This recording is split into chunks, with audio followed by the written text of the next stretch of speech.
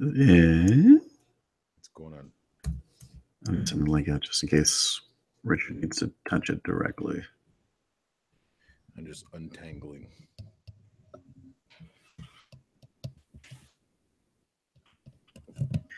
Are you telling me that it's going to be hard to take me seriously in this hat? That is highly possible. Yeah. This was Heather's idea. The camera. Oh, it did. This happened the last time. All right, let's see these settings. All right. Should be your FaceTime HD camera, Yeti stereo microphone, and Yeti stereo microphone. There we go. Camera problem. What didn't it?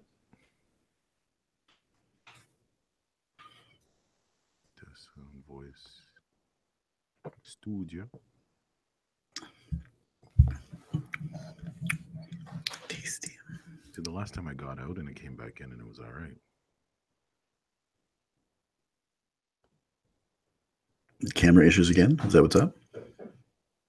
Yeah, it won't even let me click at this point. Hold on. I'm going to move my camera a little bit so you don't even see my... I'm going to get out and come back. Yep.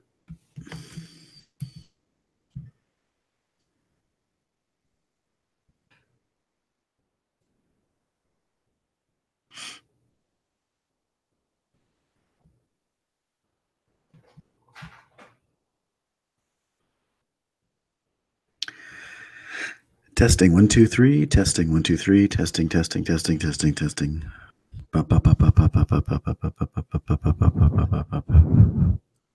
we go. I'm here. I see sneaks. Yep. I still don't know why it's not detecting my camera though. What up, though? Yes. Hello. Dwayne's there? Yes, he's having camera problems. Oh, that's okay. me. It's a little airy in here. Let me adjust this. Say that again, Dwayne. Check. Testing. Hot 2 1 2 2. Settings. Is your camera on in Google Hangouts? Yeah, well, that's the settings that I'm in. But there's also like a turn camera off button. Oh, in the when you touch on the screen itself. On the main, and it's right now it's saying camera not detected. Right. Log off and log back in. But this time, close all of your Chrome. Yeah, because he logged out and in before. Oh, did? By the way, if you're not able to take me seriously, that's okay. Fucking lumberjack. This is Heather's idea. She said, "You should wear it." Why? This Why guy. not? Who cares? We all have matching ones, by the way. So, baby girl, Woofus. Baby Heather girl got and one. I. Woofus got one too. Yeah, we went and did some Santa photos. We all wore this stupid hat. Oh, I'm mad. Oh, How are things? How are things with you, Lizzie? Busy week, man. You know what I mean? Just trying to get things done. How's your 12 days? Oh, it's coming along. Sham just finished 2 masterful mixes. The beginning intros of the songs are all like Christmas movie themed. So there's like little snippets of some cool stuff. Nice. He's joining in now. It's still saying the same thing. Same shit? What the F?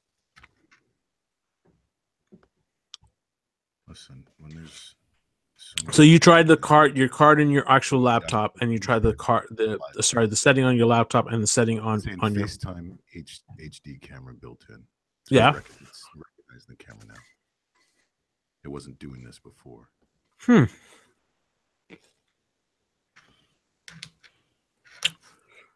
I'm saying it's not working. Shit. Was there an update that I was supposed to do that I didn't? When's the last time you updated? check your updates. So if you see the updates, is there anything in there? I haven't updated to the new format yet because they haven't done the update for all the DJ stuff. So till that happens, and I haven't updated it in almost a year. Are you using Chrome or Safari or what's going on? Chrome, yeah. It's not the end of the world. No, I'm just trying to think. Checking updates. We can get started. You need to come closer. I can hardly hear you. I need to come closer? Yeah, perfect. Yep. I didn't even move, gang. No, well, you were distant before. Come on, stop playing with my emotions. Distant, man. Why are you so distant? Why are you so distant? I feel like we don't even know each other no more. I don't. You know, ever since you decided not to come on camera, I feel like this is a slight. I feel like you're better than us now. You don't want to. You can't be seen with us. Is that what it is? You know it is, man. You know it is. Man gets hot, and then he just like Man's not hot. Man's not hot. Is it my hat? Yeah, it's your hat. It's very offensive. I wouldn't want to be around it either. Tie it up properly. Oh, when I have. Hey, listen. Let me ask you a question, there, Greg. A serious question. I'm wearing a hat. Why is there a penis with a bow behind you? What kind of phallic Christmas are you working with? We accept each other and ourselves. And wow. These little lights with a bow. I never took it as phallic. Well, it's a little. I'm just saying. I'm cool with it. Yeah, I'm fine. The update just started. So I'm gonna download it and I'm gonna reset. I'll be back, but for now, just second. Well, I'm gonna get myself a drink. Okay. Yeah. Get yourself a drinks on drinks. See, I couldn't even wear proper headphones because it wouldn't fit under the flaps. Under the flaps. Mine's not on. Mine's not on.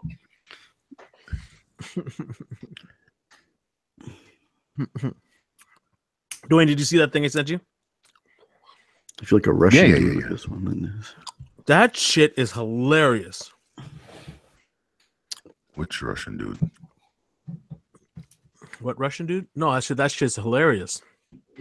Oh yeah. The coach. But I'm not mad at him. No, he does. He doesn't. We'll talk about it. We'll talk about it. He doesn't play it long, but he just. You can tell. You know, I love when you guys love to just try to press a man's button. Yeah. And he asked him his opinion, but yet he feels like he's trying to press him to make him feel like he's wrong for his opinion. And he's like, "Well, do you want my opinion or do you want your opinion?" Oh, fantastic! Oh man.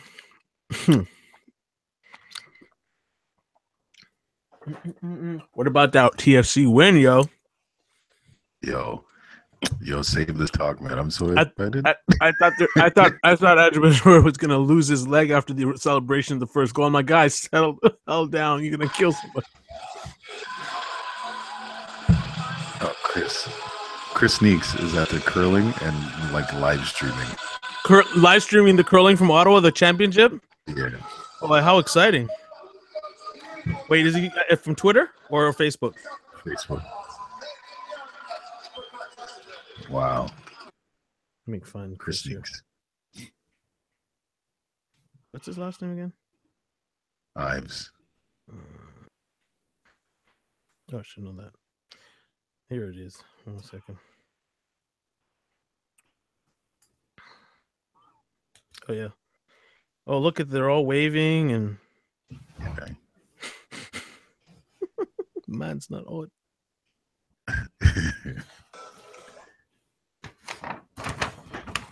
Don't stop believing. For real. That's the shit right there. All right, this is saying that there's about a minute left, and then it's going to install. Okay. Then it'll power down, power back up. So, talk. Long talk. Man. man's not hot. Check that out. I've never seen so much people excited. You know what's funny? The last Winter Olympics, a whole bunch of these like football athletes and a bunch of guys were like, "Yeah, man, I'm into curling." I thought it was boring, and then I went and tried it, and it was fun. Yeah, and I was like, "All right, good for you, good as for you." We did curling. Good as for you. They used to take us for school, and I was like, "Nope, not doing this. I'll do hockey. I'll do." What's the other one I like? You know what I really like? And I understand why old cats like to play that game, and I see it a lot in New York because I played a little bit. At Brent Park is the little the ball. What's the Italian bocce ball or whatever it's called? Yeah, bocce ball, lawn bowling, bocce ball. Yeah, I love that sport. Batunk. You gotta have some skills for that game, man. Are you eating Clementine's like me? Mm-hmm. Yeah, they're all out now. Like I was at Luongo's, I had to pick up $2 still. All right, I'm restarting. Sunko. All right. So, Greg, what's new in your world, bro? Just life, baby girl. All the firsts. Oh yes, first like Christmas. Taking her swimming, Christmas, snow. She experienced the snow stuff. How's she on that? Not yet, because this hasn't really been too snowy up here. Oh yeah, it's weird because certain places like you saw Buffalo. Was it today, Buffalo? Or was it Indiana? Where was it was completely snowed out for the football game. You could hardly see the ground. You could hardly see the air. In general, that's why I like living a little bit south Ontario. Yeah, because you get that. It's weird that way too. Yeah, so there's snow on the ground, but it's just breeze and touch, and it'll dust. We have no snow. We have none. Yeah, we've had this flurry thing, and then it was cold today though. It was definitely cold. I think it's -5 or something now. But we're nesting is what we're doing more. -5 for me feels like. Yeah. It was like wind chill. It was probably -5. Probably wind chill 10 or 12, maybe. It felt like. And I was crying like a little bitch. I'm acting like I've never been in winter before. I swear to God. I don't know what's wrong with me. Uh-oh. No, I'm going to start running outside. Yeah, that would be a quick way to get you back into the weather. Pretty much. You have no choice. I mean, I bought the best jacket ever. Like, I literally was in the mall and shopping and stuff like that. I'm like, I'm going back to Canada. I have a feeling I need to get my game together because I have a feeling we're going to get winter. And so far, it's colder than when I was in New York. I literally skipped a whole winter. Like, I was going to go out and buy a $300 North Face jacket, and I ended up I was like, you know what? If next month it gets colder, I'll go. I came and I looked. I put it on. I thought it was dope, and I ended up not buying it, which was great. Saved myself. Weird. You know what I mean? But so far, the jacket that I got is fantastic Timberland full jacket. And I don't want to tell you the price. It was fun. I was like a steal. I felt like I should have ran out of the mall. But it's been the warmest, best jacket I've had in years. That's smart. In Toronto last year, there wasn't a lot of snow, and it wasn't. That's what I heard. It was not, and there weren't too many days where it was freezing. Mm-hmm. And the times where it was, you were in an area like downtown where you've got the wind corridors kind of thing. But other than that, because my friend, I would be staying at his place. So if I'm going into town, going from Waterloo to Toronto 3 or 4 times a week at that point, right? I'd stay overnight. So I'd be there at night, be there in the morning, so I get a good sense of what it's like. And it was not that much of a winter. So much so that actually I'm with an Uber driver, and just shooting the shit, and he'd be like from Nigeria. Oh, really? And saying, "I heard it was cold here." No. And I come, he's not like this. He's like brand new. He's like, I'm like, you don't know Toronto. Only last year, like when they had the basketball tournament, they had the All-Star game in Toronto. It had to be one of the coldest coldest weeks Toronto's having a long time. Everybody's like, "Oh my God, Toronto's so cold." I'm like, actually, not really. Yeah, Minnesota's colder. you think so? Oh yeah, Minnesota's cold, man. My boy Markel Fleetwood, he used to play. If you just check they get winter, man. Minnesota's no joke, for sure.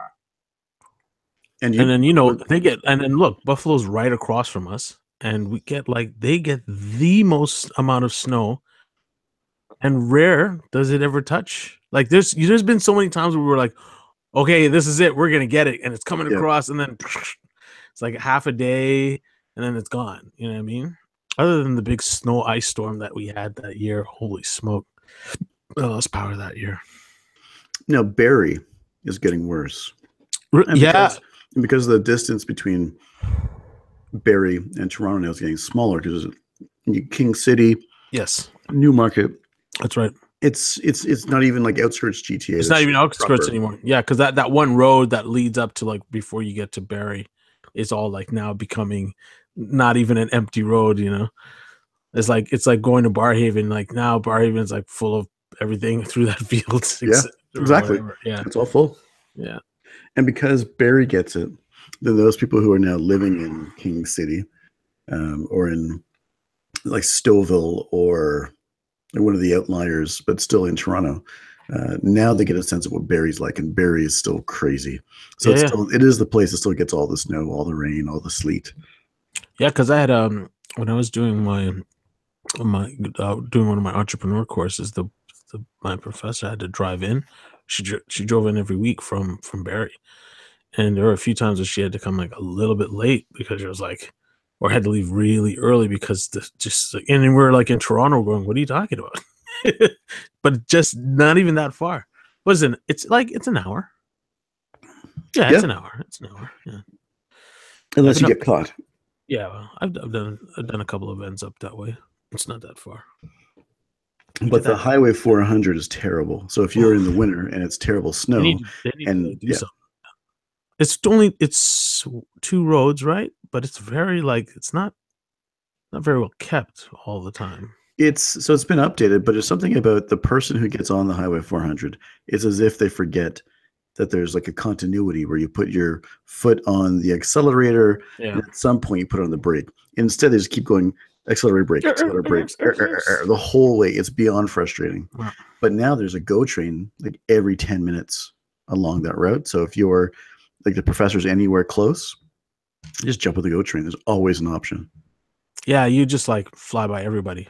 At that point, you start looking at the train like, So that's why, like, every time it's funny because when I used to work for HMV, I used to be like, in the morning, I get on the train, and as you come out of Davisville, you come outside and you see all the cars on Yonge Street kind of lined up, and you're like, this is so much faster. Yeah, absolutely.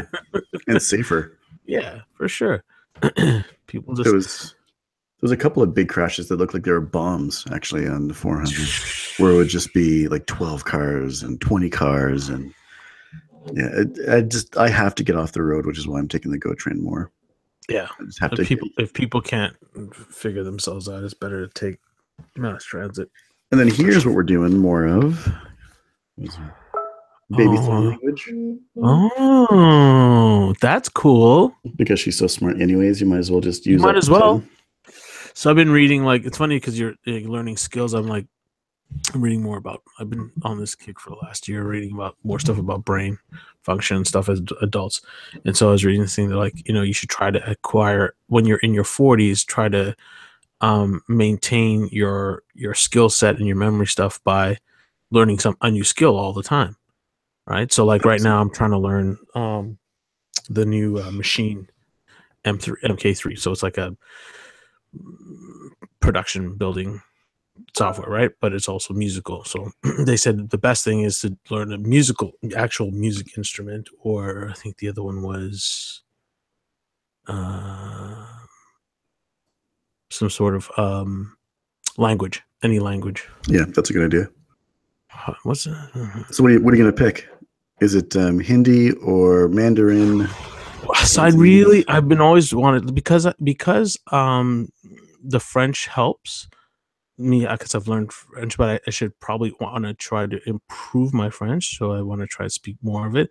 But because of my French, the Spanish comes easier, and so does so does Portuguese to a degree. I don't know I didn't know why. that. Well, I guess because of its familiarity. As Russell Peters put it, is all you have to do is like speak Spanish with a slur. Yeah. Bom dia. Or the Brazilians speak it in a very different way. Yeah. Yep.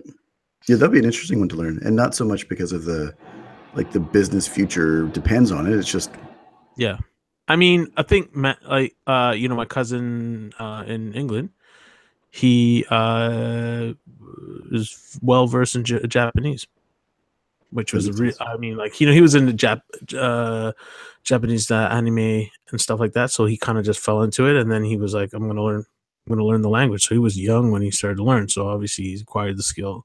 I say the more languages you know, the better. Absolutely. Earlier today, I was just thinking about just the basics of yes, no, thank you, hello, my name is, I speak English, excuse me, sorry. Like just a couple of words. Basic few words.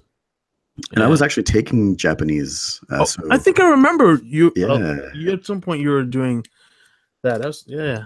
We had like a proper tutor, and she couldn't work here because she just came over with her. She married a white guy from Waterloo, went to Japan. He found a girl, got married. She came back with him. So she couldn't actually work here yet. So she was doing like another doctorate. Right. And she was a university English professor back in Japan. Yeah. So she came here and she was a student. So she had to do something to use her skills and make some money because she couldn't work. So she was tutoring me, but not like tutor, but she downloaded culturally significant television programs. We did Thesil movies. So you could kind of try to more than just the something. Yeah. It's a whole different thing. It's funny because I sometimes tune into, and I'm going to do more of it now, is tune into French television just to sharpen my words, because it's one thing to like understand words and say things like, or having a small short conversation, or somebody's conversating with me and I understand, but I'm not speaking the language back. It's a whole other thing when you're actually watching the news and I have to catch up, and I'm like, what do you say? What kind of? Especially if it's French, Canadian, and Quebecois, that is just different altogether. Yeah. No, that's why I try to watch news that's like a little bit more with the words just coming up. But it's important also to know, because most people, that's how everyday people talk, right? Like on not a slang basis, but it is within reason. Like you're having a conversation about whatever, and you see it even when I used to watch what's the other French station that was TV5, which is France. Yeah. So I used to watch TV5 every once in a while just to hear the differences and see if I would catch the words differently. And I find that I actually understood a little bit more because there's a little bit of more space in the words. What I have a really hard time with is especially Dominicans who speak Spanish way too fast. Way too fast. Like when I was in New York, all those Dominican dudes I was hanging out with, they like too fast. I'm like, Bobby, slow down. I can't. So back to French for a second. Interesting story. So so Ottawa, for others who are listening, on the in Ontario, the border in Quebec, and you would speak French, and you actually probably couldn't get a government job without being able to understand. Without being speaking French. But in class, it would be like Parisian French, but in the real world, it wouldn't be. And there was a stigma, like a reverse stigma, that if you were trying to speak a Parisian French to a Quebecer, you're trying to be way too posh. Yeah.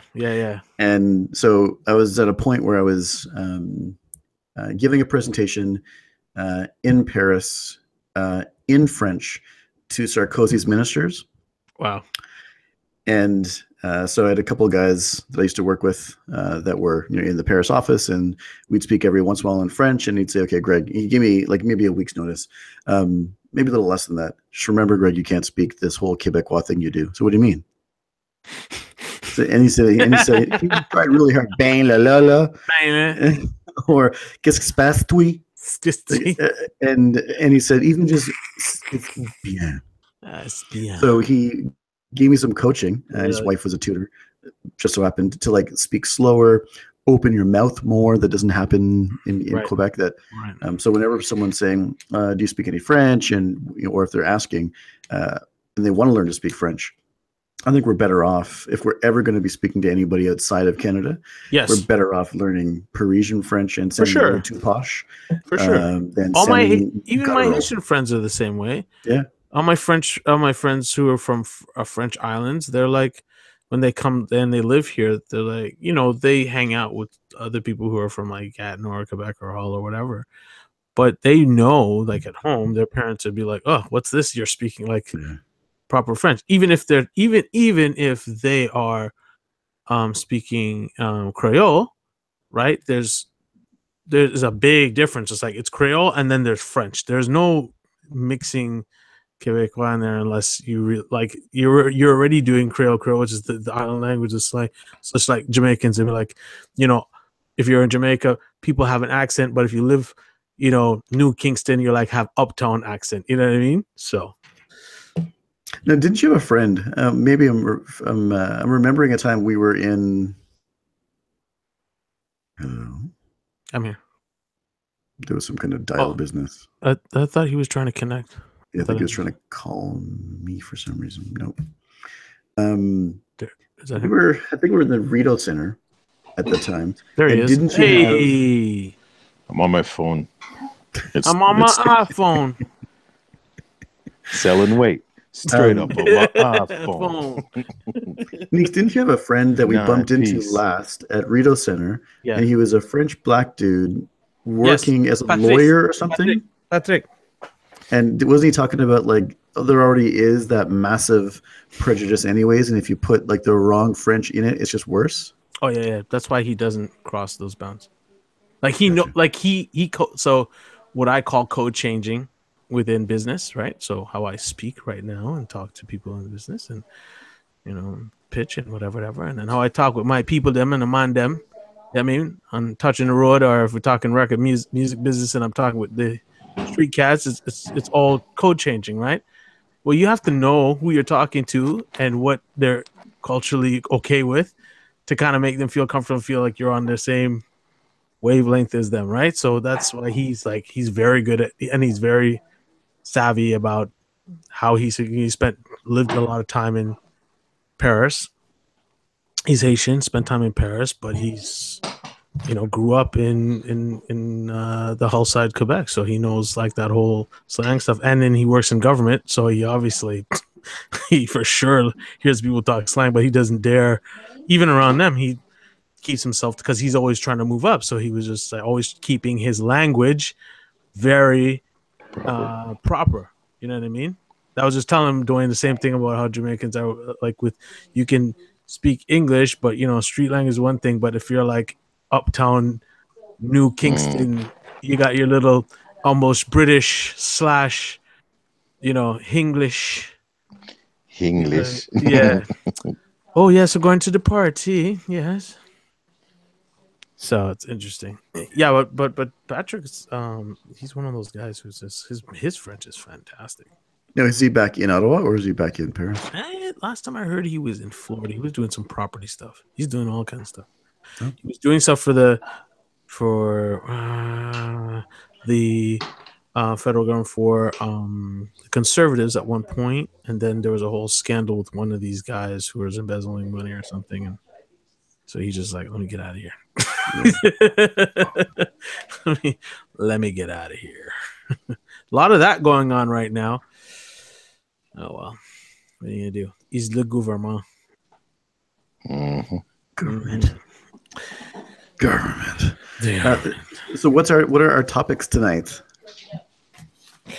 It's not baby sign language because I already got that covered. No, you already got it covered. So TFC.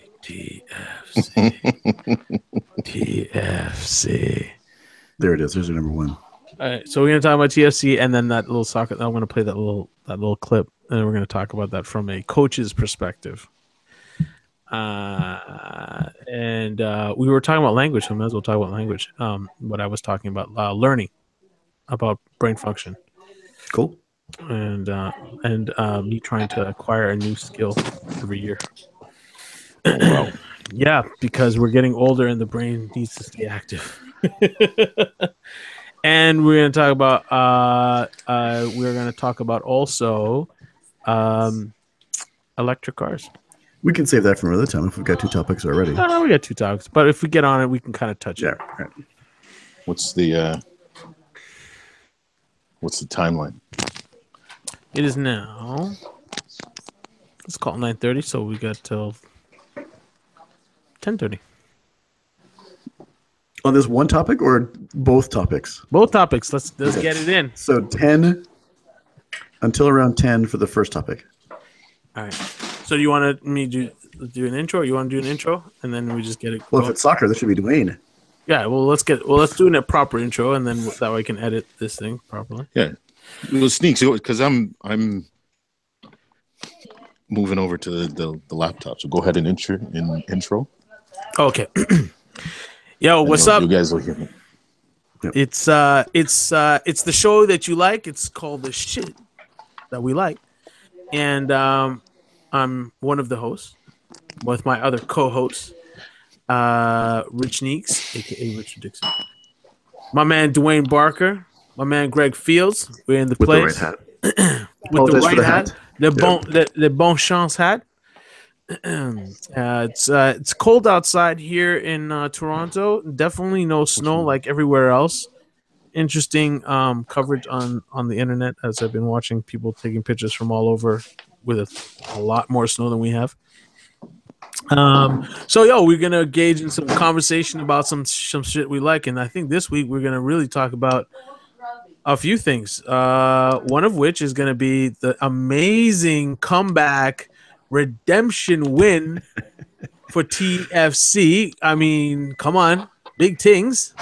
And we're also going to talk about language, some of it sign and some of it regular language. So we're going to talk about that. And then maybe, just maybe, we might touch about some things like has to do with the transportation of car shit that we've been kind of rapping about, but that might be for another episode. But we're getting started with that. So listen, I want to get into this with the coach, the football coach. Yo, let me transition. Go on, talk. Someone's asked me about this link. Let me try to see if I can find this this interesting little interaction I saw on Twitter today. As you find that, for those who can't see what's going on, I'm wearing a crazy warm hat because winter is upon us. It's one of those red plaid with like fur underneath, with a flap over top and a flap over this. The old Russian dude would wear if you moved to Canada, kind of thing. Only to stay warm. It's probably about -5 degrees Celsius, so it's not too crazy, but it's starting to get cold. And we should all find ways to stay warm. Yeah. But it may be hard to take me seriously. Yo, my TFC red is bleeding into my red background. Oh yeah, you're really fading into it now. Like I feel like Yo, I feel like I can't see. I'm so excited, guy. Well, then let's get into it. Let's just get into that. And I can send. And like, what is TFC for those who aren't watching MLS?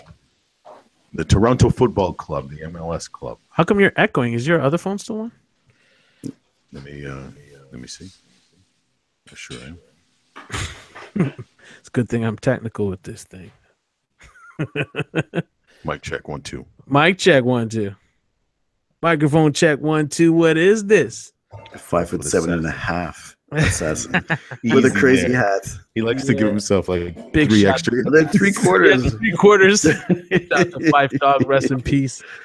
Yeah, man. Oh man. All right. So what were you saying? What is TFC for those who are not aware? Toronto Football Club. They are the MLS team representing Eastern Ontario, and pretty much the rest of Canada right now because they won the MLS Cup. Woohoo! They actually won the trifecta, so they're the Supporters Shield, which is they got the most points in the season. So they placed, I'm going to say, first place in the season with the most points. They won the MLS Cup, and they won the Amway Canadian Cup, the competition between all the professional clubs in Canada. Did you say Amway? As in Amway? It's sponsored by Amway. It's sponsored by Amway. Man, them still doing Amway out here, eh? Still legit, yo. Legit. It's one of the few ones that I've ever, like, one of the things that people were like, okay, you got to come to this meeting and da-da-da. And I was like, man, it's still around. People make money on Amway. It's a thing. It's funny because, like, we could have a 6-day conversation about marketing, right? And part of what I don't understand is why, like, traditional retail, once you put something in a store, people feel like it's legitimate, whether it works or not. Yeah. And then overpay for that. Well, it's changing. I mean, it's obviously slowly changing. But no, it's changed a lot because people are like, look at Amazon. It owns 40% of the game. I mean, online. Yeah. And you can like start your own like business. Straight up. Own small business where you're selling, you're the quote unquote middleman. And things are going through your store, the most popular things, the shit that you like, the shit that I like, right? We sell it through Amazon. So and you make a little bit of cheese, Amazon makes some cheese, and the people are happy because they're getting what they want. So and obviously Amway's making a lot of money to not to belittle the sponsorship of what MLS might be asking, but that's a good piece of coin, mate. So they obviously it's the Canadian competition. Money. Yeah. But without getting too deep into it, if you look at some of the main sponsors on the jerseys in the MLS, Life is the same thing as Amway. Really? Yeah. So there's Amway that sponsors, right? And it's I'm gonna get the exact name of it because it's again, it's related to the Canadian competition, right? So all of the Canadian professional teams are eligible for this cup, right? And so it used to be called it's still called the Voyageurs Cup. Oh, right. Right, but Amway came in and threw some money at it. And the Voyager is it the bus people you're talking about? It's more like the kind of travelers. So, okay. The Voyageurs Cup, Coupe de Voyageurs, is the domestic trophy professional soccer in Canada awarded to the best club in the country. Right, and this is off of Wikipedia. Right, so we'll just trust what it says for now. Founded in 2002. The club was conceived and commissioned by fans of the Canada's men's national team, the Voyageurs, in 2002. From 2002 to 2007, the cup was awarded annually to the Canadian team finishing with the best record in the USL First Division. So that was before, right, the Canadian teams got into the MLS. Right. Right. And now that we have 3 teams in the MLS, but there were 5 professional teams. Now there's 4. The FC Edmonton is they've taken 1 year kind of sabbatical. Like there was some garbage going on with the levels of competition in the US. Oh, right. Right. So FC Edmonton, I'm going to say they folded for this season. So they played this summer, finished it, and now they've folded operations until further notice type thing. So the Voyager Cup will include 4 teams. Right. So Toronto FC won the Voyageurs Cup. They won the Supporters Shield, which is the MLS award for the best, the number 1 team. Oh, so overall, that's for overall, like they finished with the most entire all the teams. Yeah. So the Voyager's only for Canada. Yeah. And the other one is for the entire MLS. Entire MLS, and then the MLS Cup is like the playoffs, right, of the MLS, and they won that. It's exciting. Wait, let me show. It's really exciting. It's really exciting because does this? We can't see the logo, by the way. Is there a logo? Yeah, like like you can't see the logo. I should. For those who cannot see, Dwayne's like, I'll put on my tube. Even put on the tube. Oh my god! For those who don't know, he's all red right now. The Maple Leaf flag hat, the red TSC jacket. It's full on. Yeah. Listen. It's a long time coming. It's been a long, hard road to get to this point. So does this mean a lot for Canadian soccer in general? In general, absolutely, man. No, listen. The reason, I know it sounds like a crazy question to ask, but there's a lot of guys from the US on the team too, and there's a mixture of different things, and it's important. It's as important to me as the win when the Blue Jays won, right? Back to back, by the way. Back to back. And that was like the dopest thing. I mean, I can't remember how amazingly proud I still have pictures of the two cups at the time, pennant or the trophies. But the reason why I'm asking is that is this going to be a great shift for guys like yourself when a team like TFC wins? Is there more money going to go into the program? Because I'm already frustrated with the program.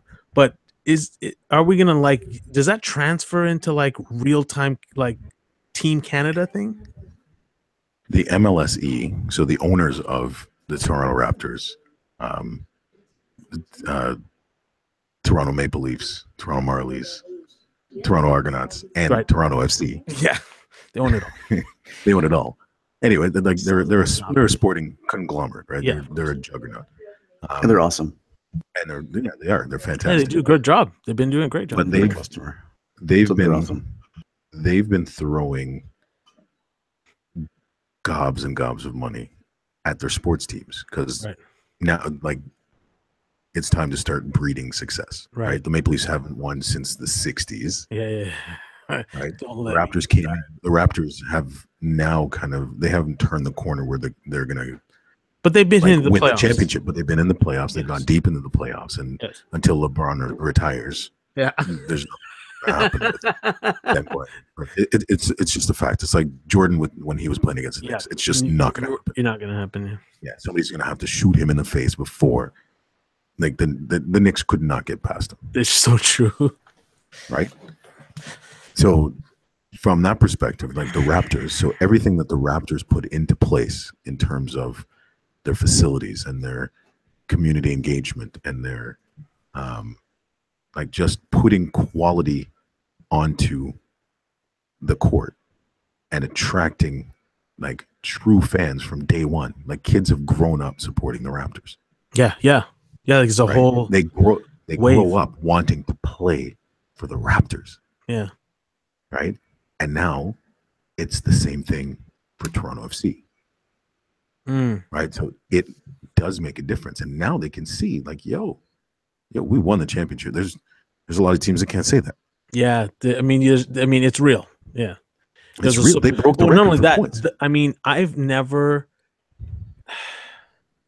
I don't want to start with the Maple Leafs, but I'm going to start with the Maple Leafs. There hasn't been a fan base that is more excited to watch in Toronto than TFC.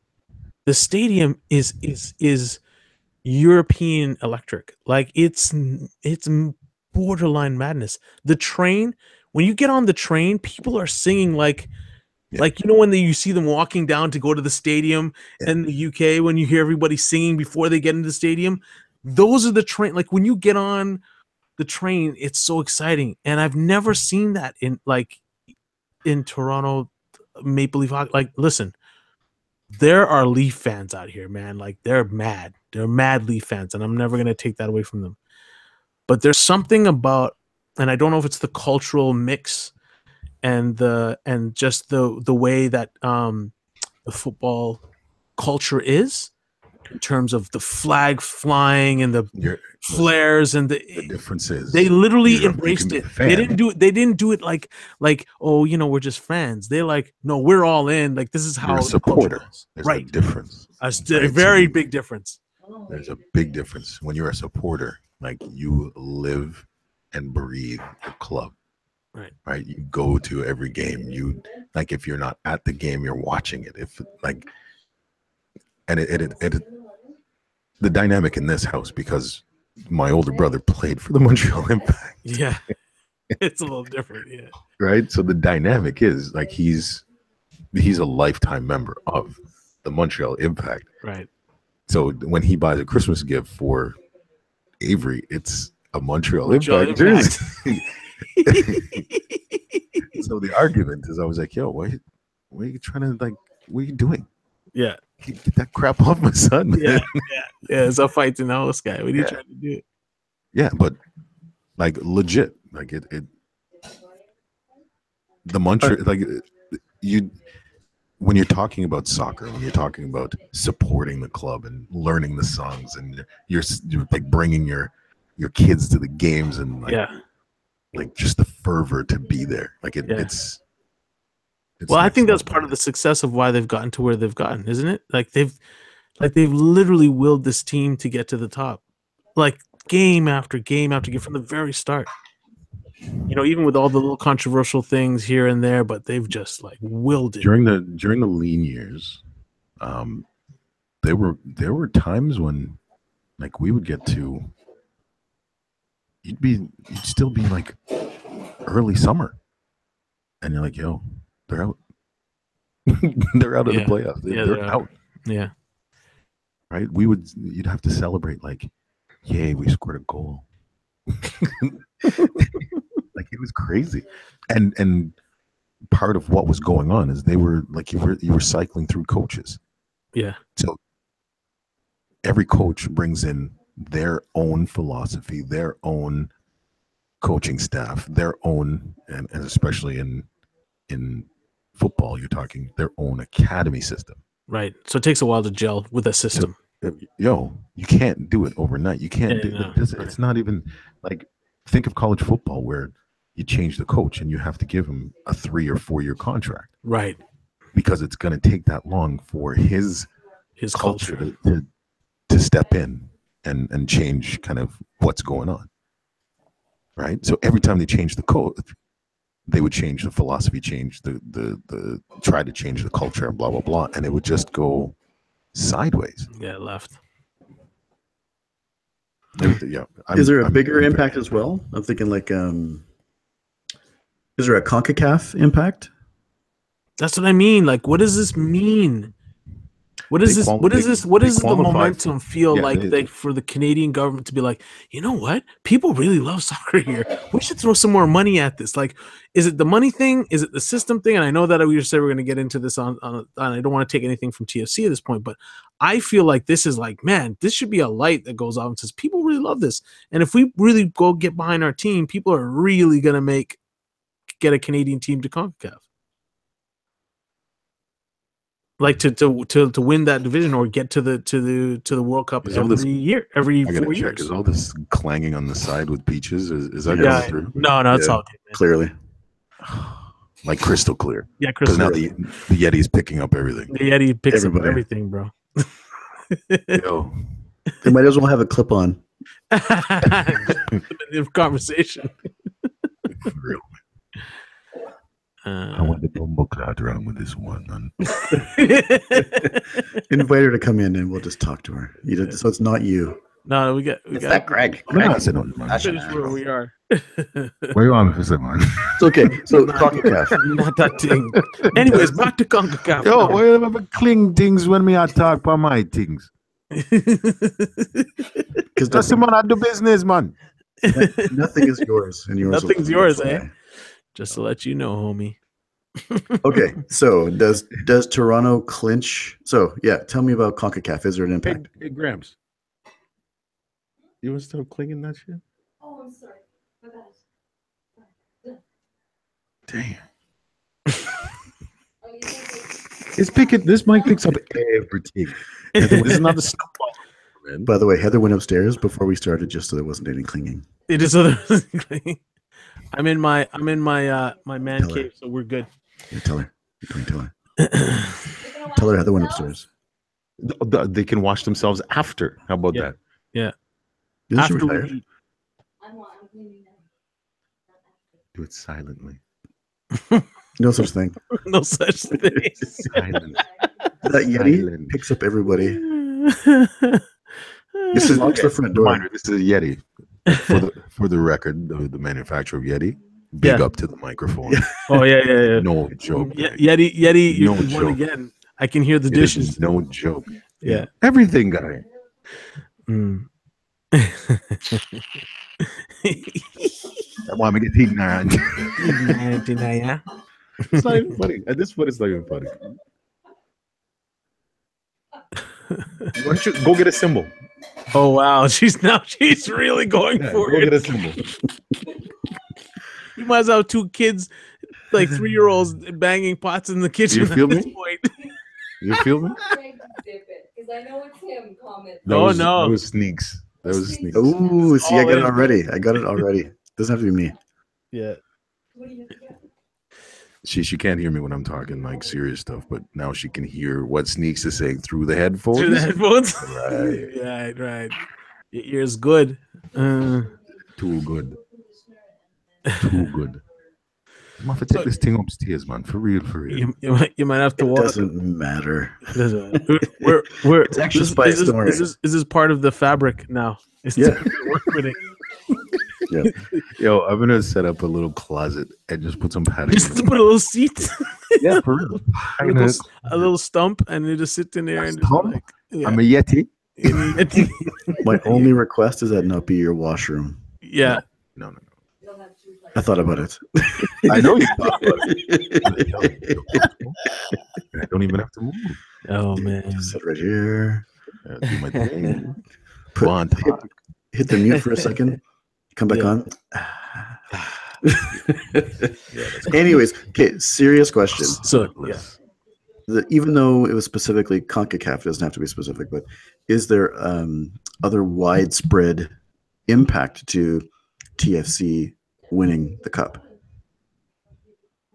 So when the best team in the MLS qualifies for the CONCACAF Champions League, so they will go on and play Mexican, like the best teams in Mexico, Nice. and yeah, so it expands from a competition standpoint. It expands kind of who they're going to play. So you get some international experience beyond just MLS, which is good for you Yeah. overall. And like it's serious competition. Like Oh yeah, well, Mexico's no joke. Montreal- Already, we know that. Montreal, right? So Montreal qualified. Montreal qualified when they won the Voyageurs Cup. Can you hear them talking? Let's say hi to Carol for us. Yeah. To say, hey, Carol, what's going on? That's crazy. It's a great editing week. So that's Dwayne's mother-in-law that you can hear now. This is sad.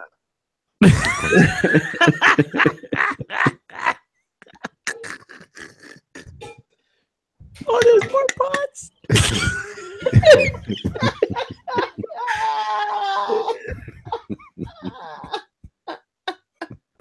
I'm glad that you guys Oh enjoy it. man, Yeah. this shit right here. This shit right here. Oh, it's classic.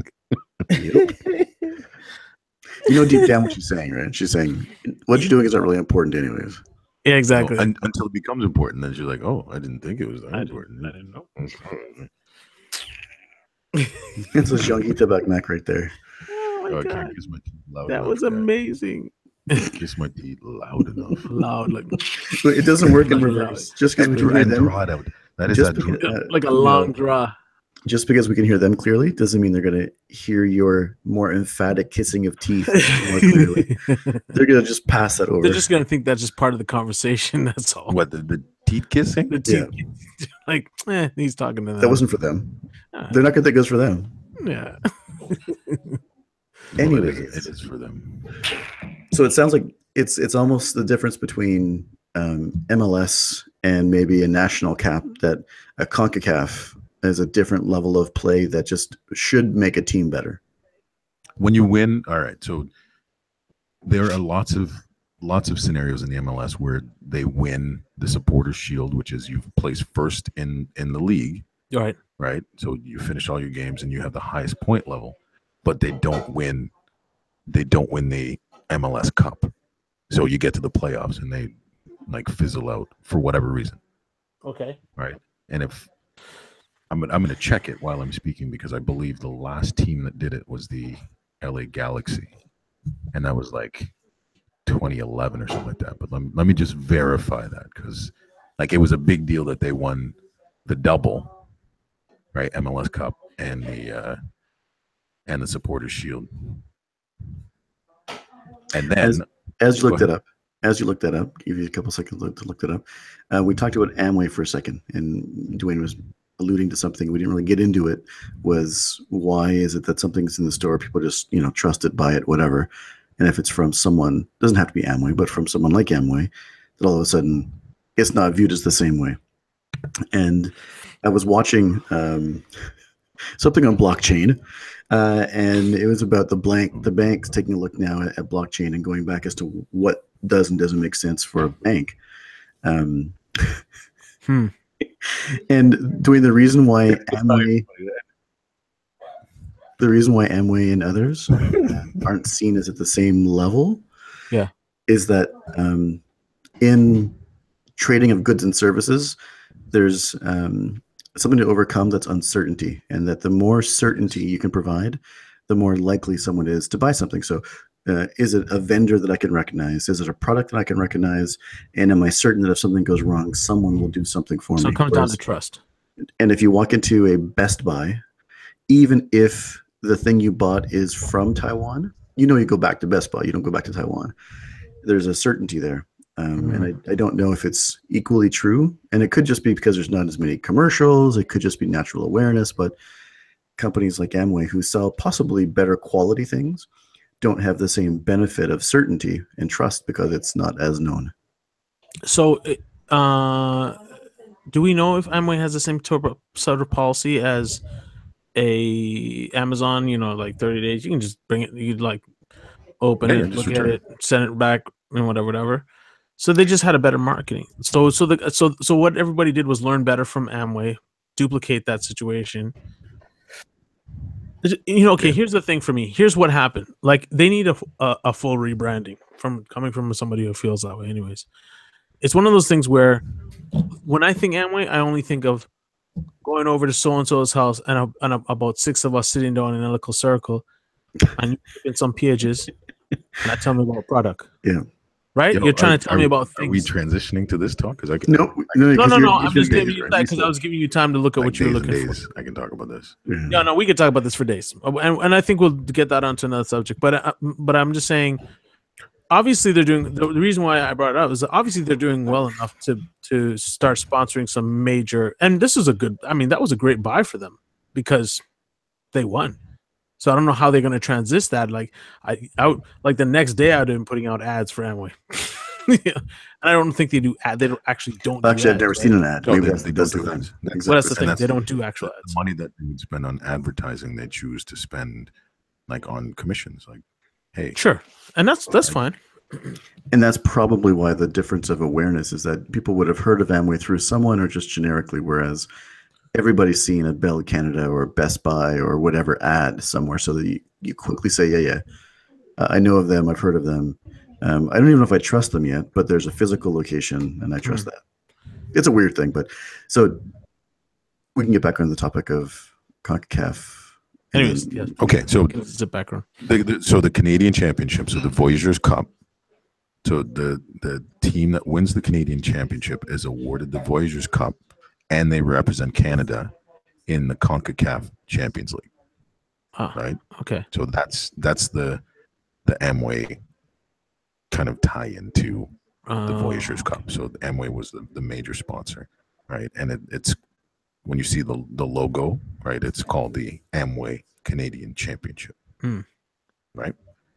So going back to the Supporters Shield and then winning the MLS Cup, the last time it was done, the duel was 2011. And I lost my stat.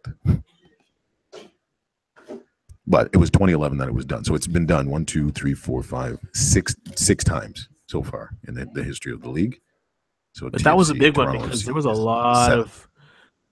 of because Beckham was around then, right?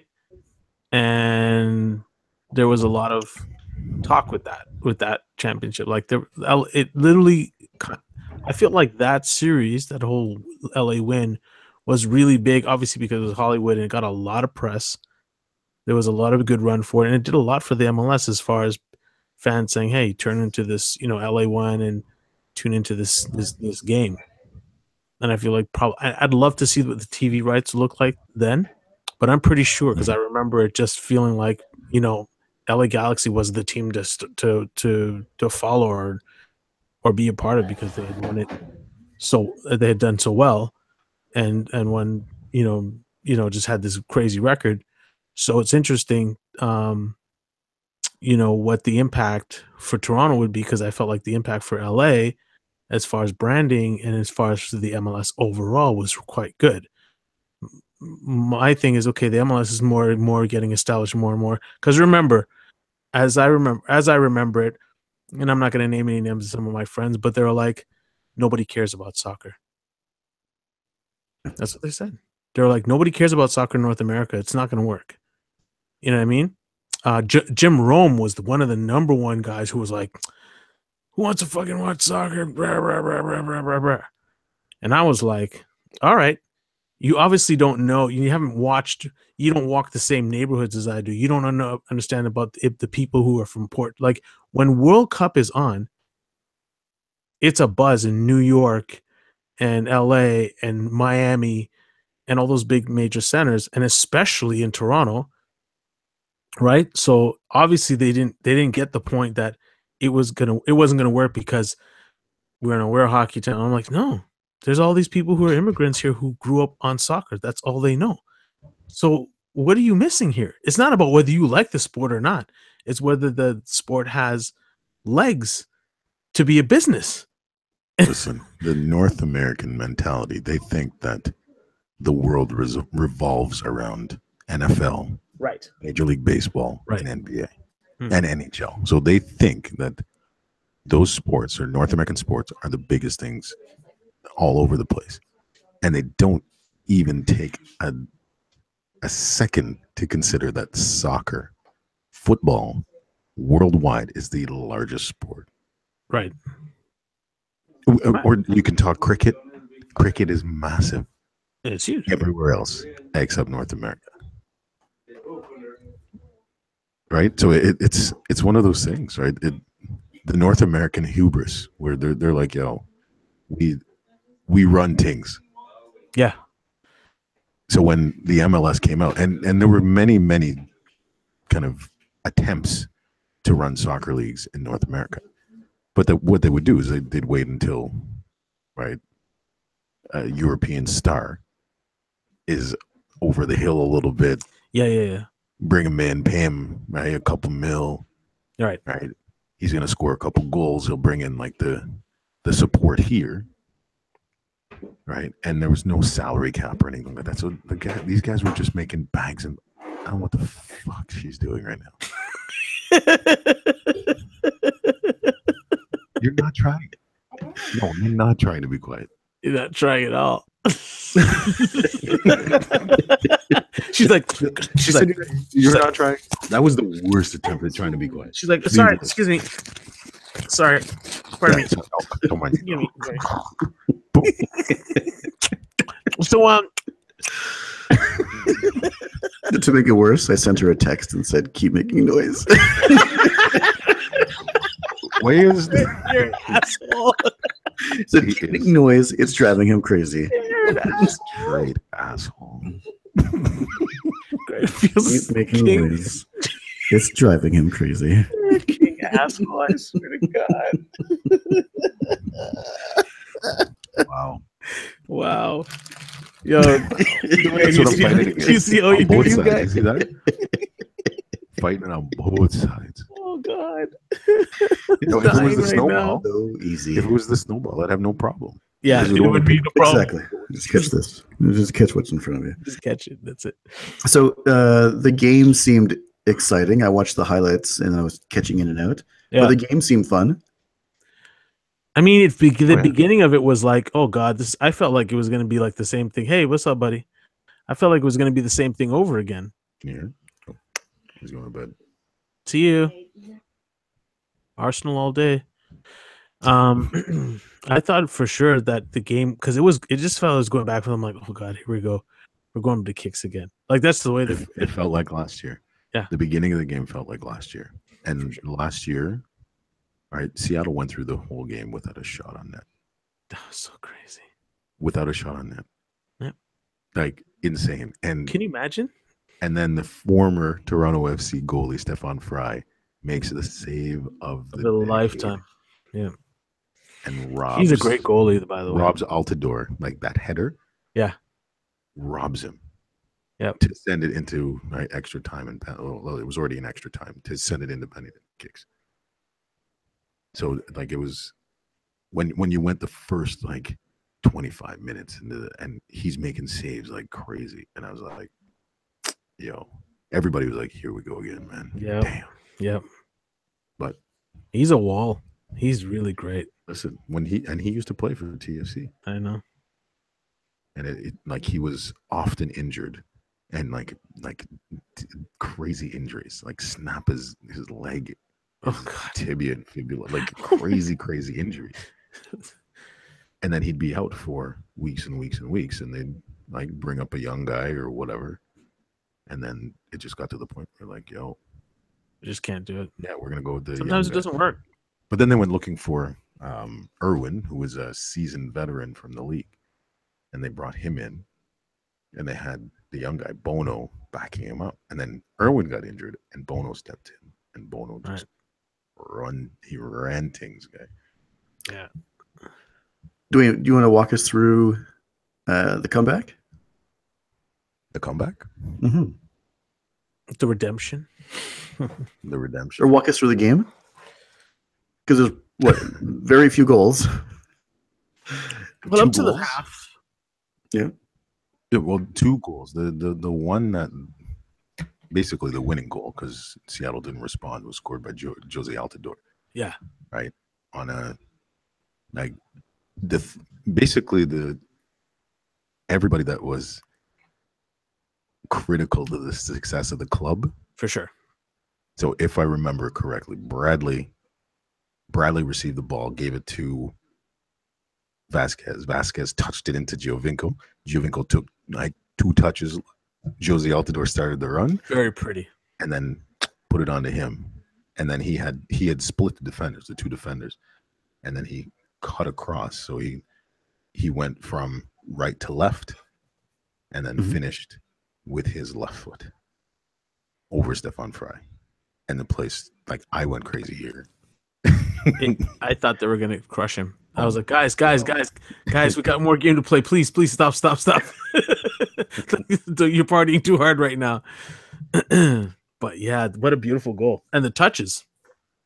You know, the game is much prettier now. There's something about the system, I guess, because it's a little bit more matured now, but just the touches that I'm seeing, you know, it's a mixture of different things in the European leagues, but it's a prettier game now, for sure. I remember seeing Jose Altidore playing for the U20, the U20 US team when they came to Ottawa, and I saw him in warm up, and I was awestruck. I was like, yo, this kid is not missing.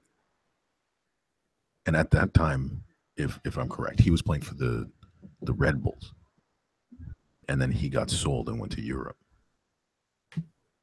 and then like he thought he was going to really bounce. They thought he was going to be the man out in Europe for a while, and he bounced it around in Europe for a couple years, but they weren't playing him. No, he was training and this and that, and they weren't playing him. And then when he came back, right, he was telling the story in one of the interviews. He was like, he was on national team duty, and Bradley was like, "Yo, you come to Toronto, man." What are you doing now? Should come to Yeah, Toronto. What are you doing now? You should come to Toronto.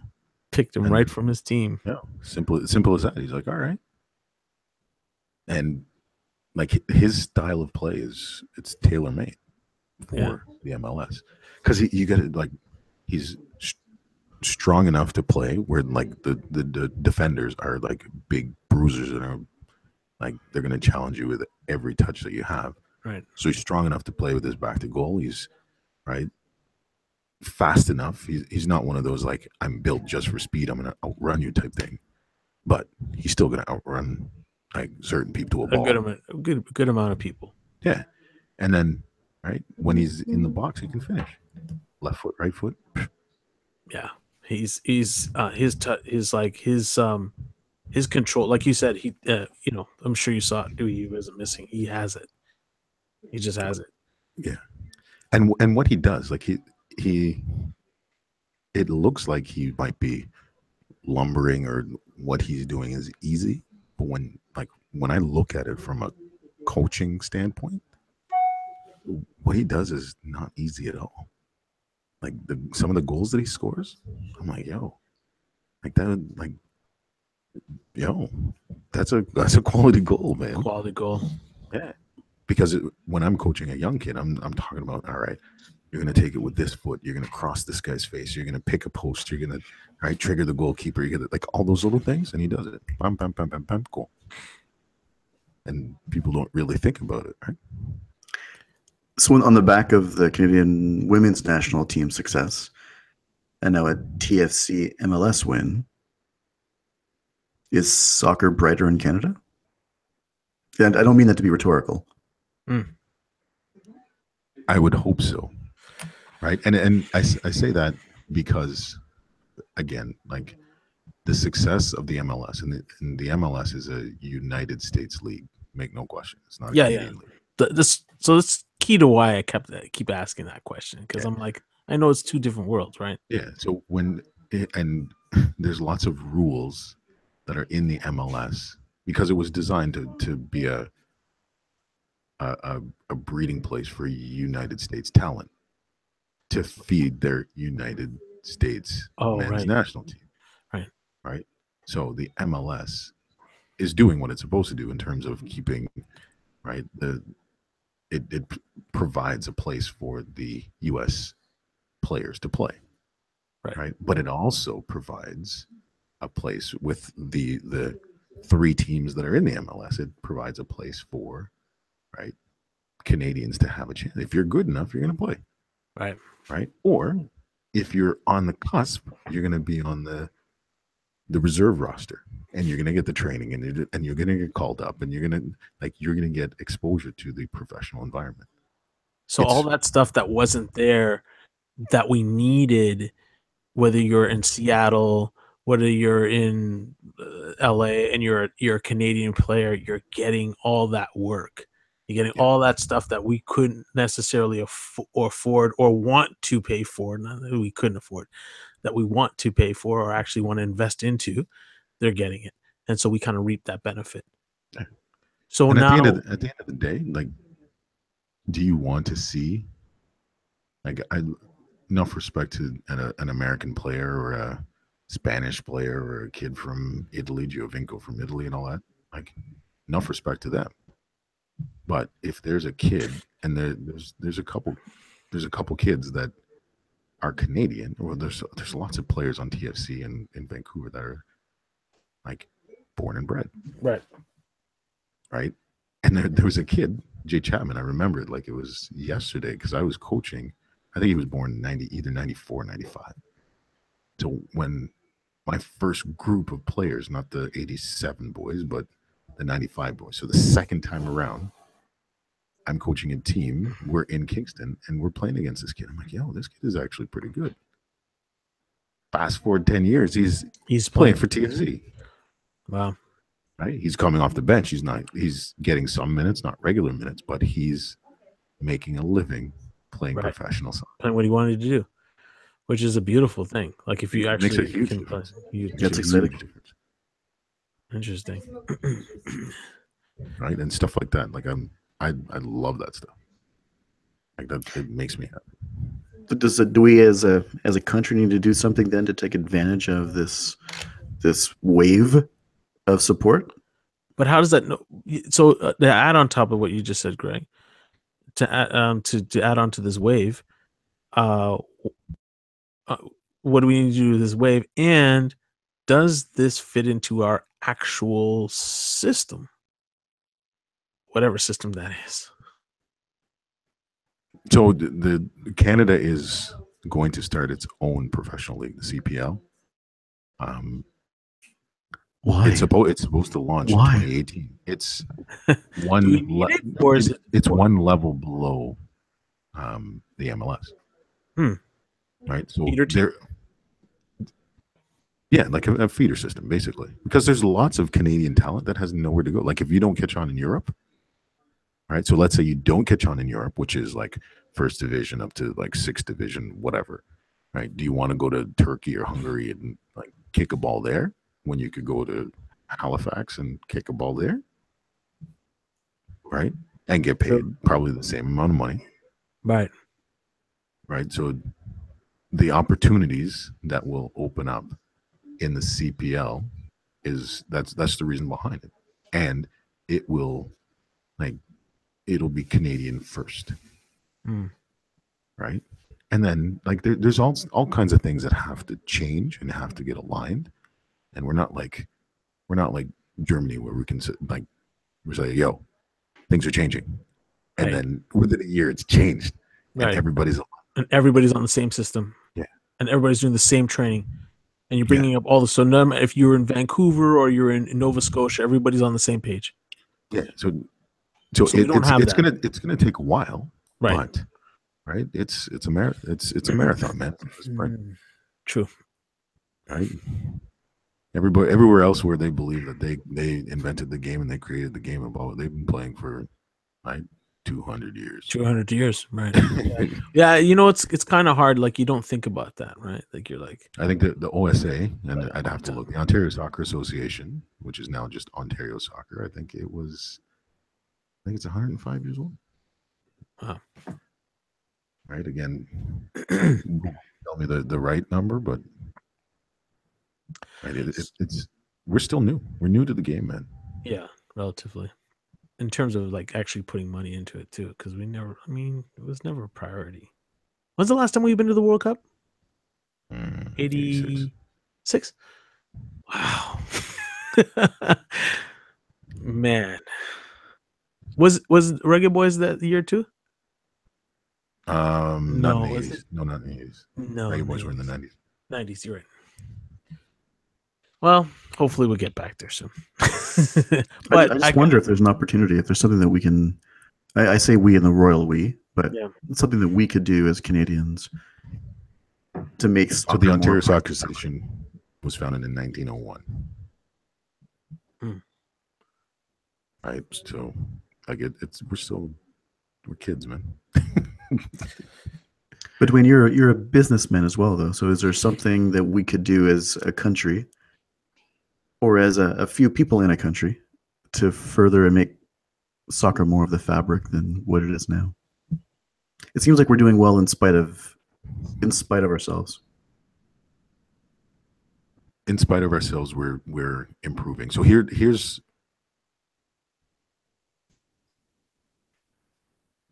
I always wear two hats. And it's funny because I wear the idealistic, utopic, right? Soccer should be free for everybody hat a lot, right?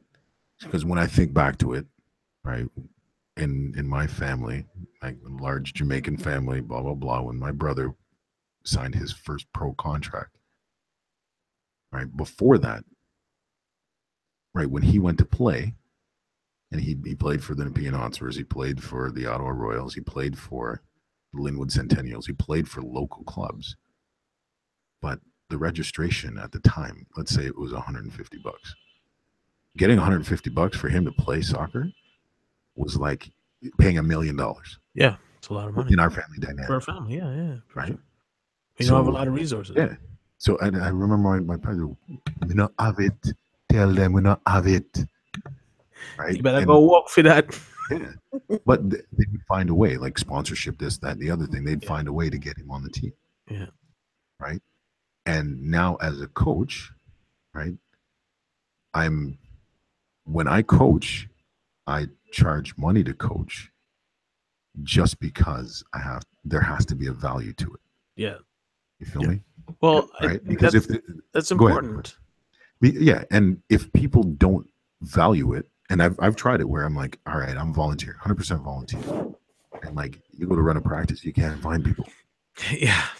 Yeah. So if you're not going to show up and I'm showing up for free, then this makes no sense. Yeah. I'm leaving my kids at home. Like, I could be kicking the ball with my son right now, but I'm out here for 2 people when there's 18 people on the team. Right. That don't make no sense. Yeah. So when you pay for it, you know you're going to show up, or your parents at least are going to get you there. And the dynamic is, which is, again, it's terrible. The more that they pay for it, the more likely that they're not going to miss nothing. That's true. That's crazy. Right?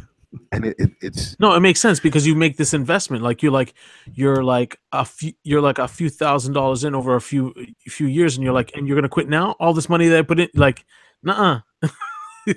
Right. And then we look at and let's talk about the Toronto FC Academy. And I speak about the Toronto FC Academy because I know it. Right. And it's only because like our club was affiliated with them when it started, and this and that and the other thing. So I know kind of how it was set up. Right. They select the best players that are available at a specific age group. And the best players will want to play for Toronto FC because it's free. Right. So MLSE will trickle down. So they pay for it when they pick up those kids. It's paid for. Oh wow! So you really want to work your tail off to get there. And because there's a lineup of kids that want to play there, right, to get in their system, right? Oh, you missed 2 practices? Sorry, Johnny, you're out. Yeah, right. Go back and play for Coach Dwayne. yeah. Right? So the European system, and not to say that the European system is the be all the end all. The European system, right? It's free. When you're in the academy, it's free. You know, your parents aren't paying. Right. Right. And then, but it becomes very cutthroat. Right. The kids love it. Right. They love the game and they want to be there and they're getting better and improving, blah, blah, blah. But it's cutthroat. Right. So a kid from, let's say, from Canada that gets a trial there. Right. The local kids there are like, yo, who is this guy? Right. I'm gonna put my boots in his face, send him back to Canada. Right. Right. So it's even harder for like an outsider to get in. They're competing amongst themselves, but then they're like looking at some other kid coming in. Right. So it's dog eat dog, man. It really is dog eat dog. In so football. That's caused, I always find that a good thing, right? Like, and I look at it as, that's not even apples to oranges, but like as somebody who's a DJ, if you show up at an event and you play, and even if you're playing before somebody and you don't want to burn on the right, you want to give the person that's supposed to come after you a little bit of pressure.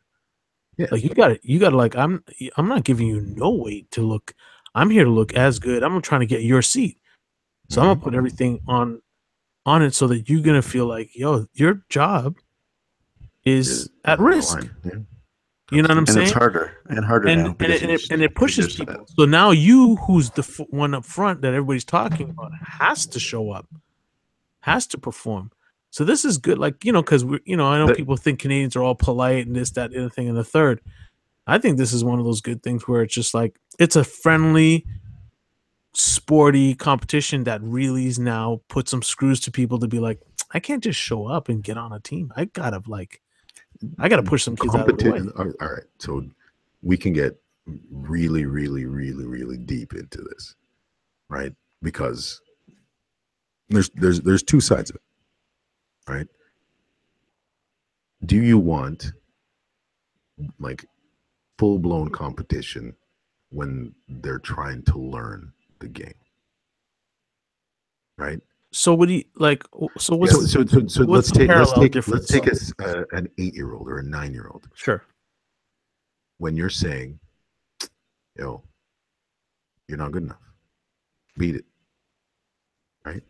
The kid, for whatever reason, the kid could be, he could have potential, but you're casting them off right away, right? And there's, again, I'm speaking from being in contact with hundreds of kids where, like, what I'm trying to do, or what the way that I understand the process, and the way that, right, some of the mentors that I have explained the process is, you're trying to light that fire for this kid. Though you failed if that fire fizzles, right? Because so when the kids come to your practice, you're trying to find different ways to teach them something new. Every practice you have, you're trying to teach them something new. You're trying to challenge them a little bit. You're trying to this, you're trying to that, right? And just like kids, just like adults, there are times they're gonna fall off a little bit, or they're not gonna want to be there, or there was a birthday party they had to go, right? There's all kinds of things that come up. Who am I, Coach Dwayne, to be telling an 8-year-old that was shit? yeah. You feel me? Right? And the other side of the coin, though, is you're not, if you're looking to build the best system, you're not necessarily trying to parent kids and grow kids. You're trying to build the best system. But aren't you, as a coach? There's I don't know. There's an edge of parenting with coaching at that age. I mean, like, once you get to college, there's no, you either know or you don't know. There's mentorship, I think, to a degree, like it's less parenting. But at that age, you're still somewhat parenting these kids. Yeah.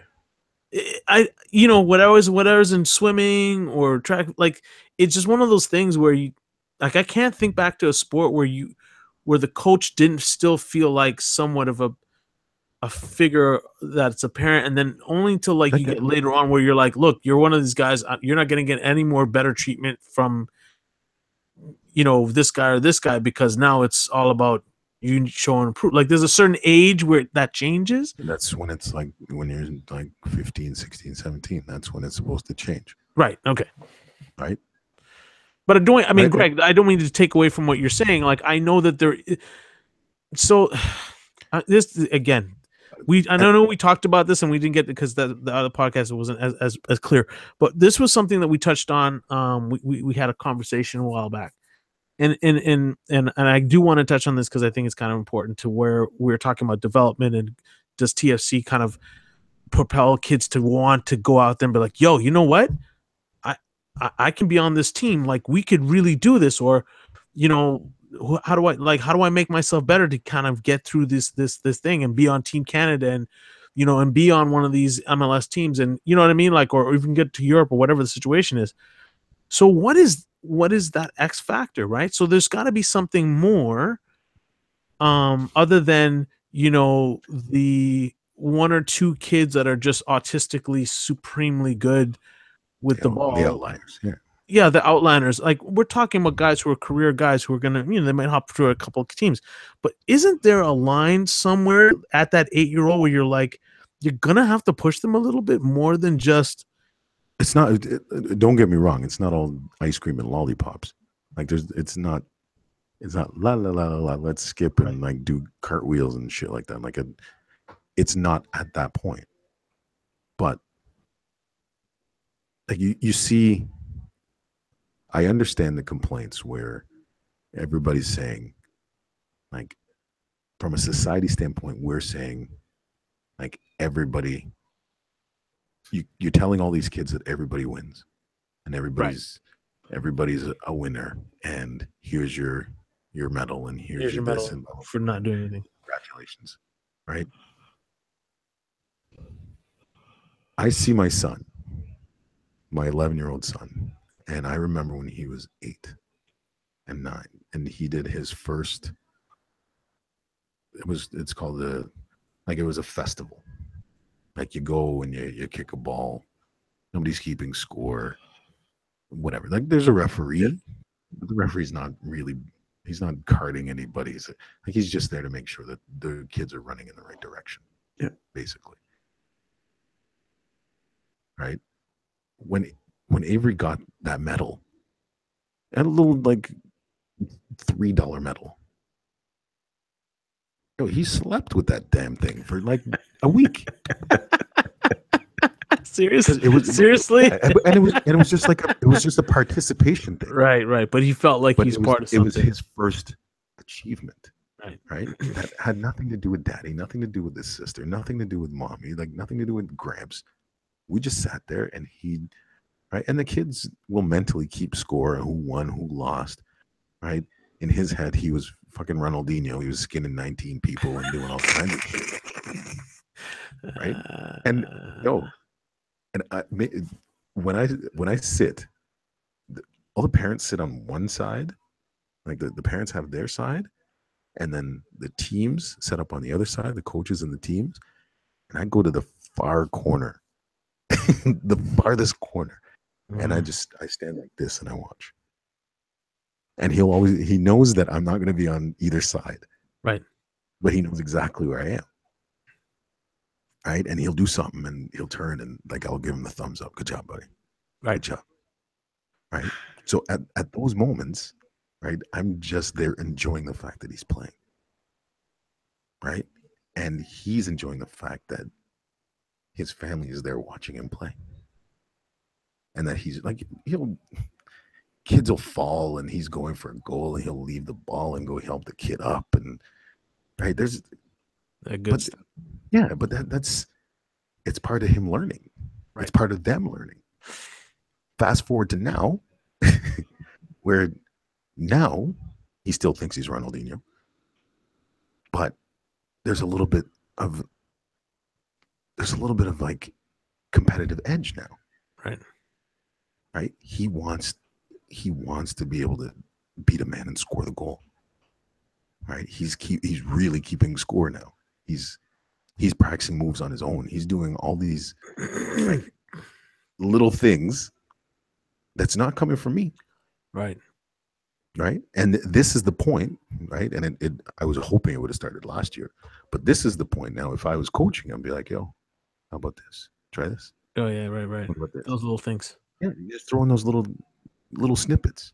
So it's funny that you say that because part of the other thing that I was thinking about was, okay, when we talk about finding the outliners now, right? Like in Canada, are we actively like looking for the most athletic kids? Like, are we spotting? Because that's not about.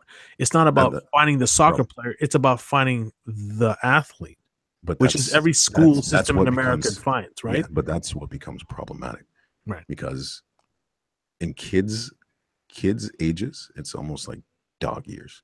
If you're a kid born in January, you're going to be light years ahead of a kid that's born in November. Right, developmentally.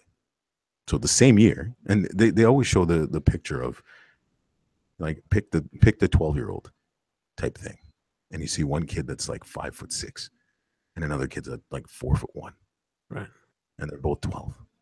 Yeah, right, and it's one of those things. Like I remember one of my mentors, and he's like, "Look at how many kids are over there." Right, we're looking at a group of kids playing. I'm like, there's probably about 15 kids there.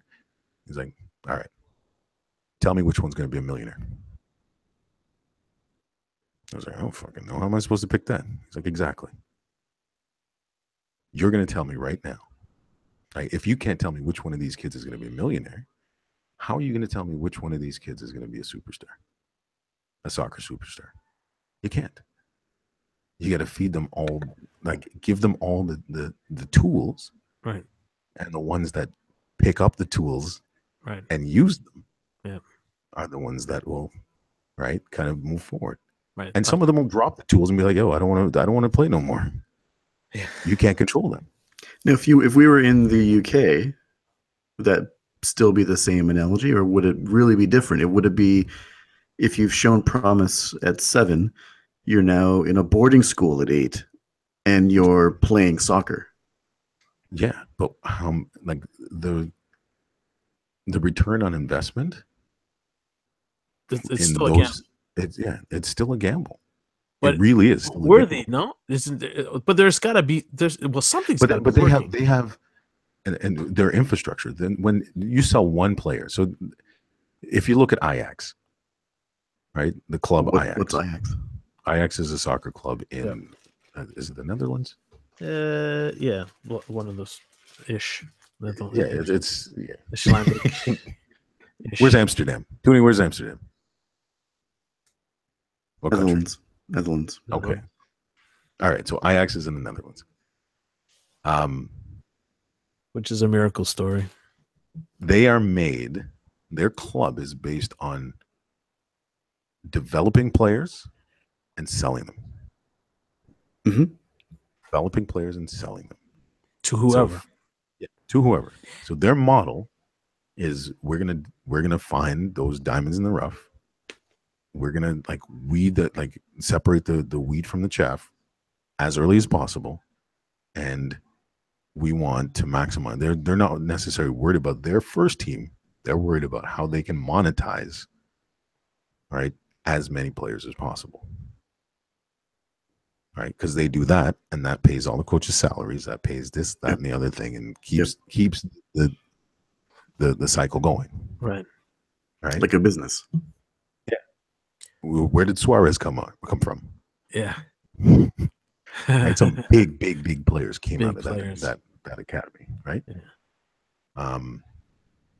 But it's cutthroat. At 14, they'll be like, yo, you're done. Yeah, they'll be like, yeah, you're done. You're done. Sorry. Get out. You're crushing dreams. Yeah. So then, does that, as a Canadian, do you think that we have it in us to actually be as cutthroat for the benefit? We have it in us, but it's not our, like, we treat hockey players the same way. It's true. Hockey. So nobody can say that we don't do the same thing that you're saying that European soccer does to hockey. It's once you get to a certain age and certain category, like I knew guys who were really good that didn't make it. Yep. They were like, but how is the rest of the world catching up to Canada in hockey? They're doing the same thing. They're not being and this is the argument, right? You're trying to say that your system of identification, right, is better than everybody else's in the world, right? You're trying to tell me that in Canada, everybody that's on the national team, right? So let's say 80% of the national team and the Canadian men's hockey team was born before June. Yeah, something like that. Right. So again, the identification, right? And Malcolm Gladwell's book, The Outliers. The Outliers, yeah. Yeah, it identifies that problem. Right. That, right, the kids that are born earlier in the year that are a little bit taller, a little bit faster, just based on their biological development, right? They're going to be identified as the better players because they're more coordinated. They've been walking months. Yeah. For a dog's age longer than, right, this kid. Right. So, and I remember reading that book, and I read it like 3 times. I'm like, this is crazy. Yeah. Like insane. Like a simple analogy of that. So are we doing it wrong? I think that we leave a lot of good hockey players out. Tons and tons of good hockey players out. That we should be selling? That we should be selling.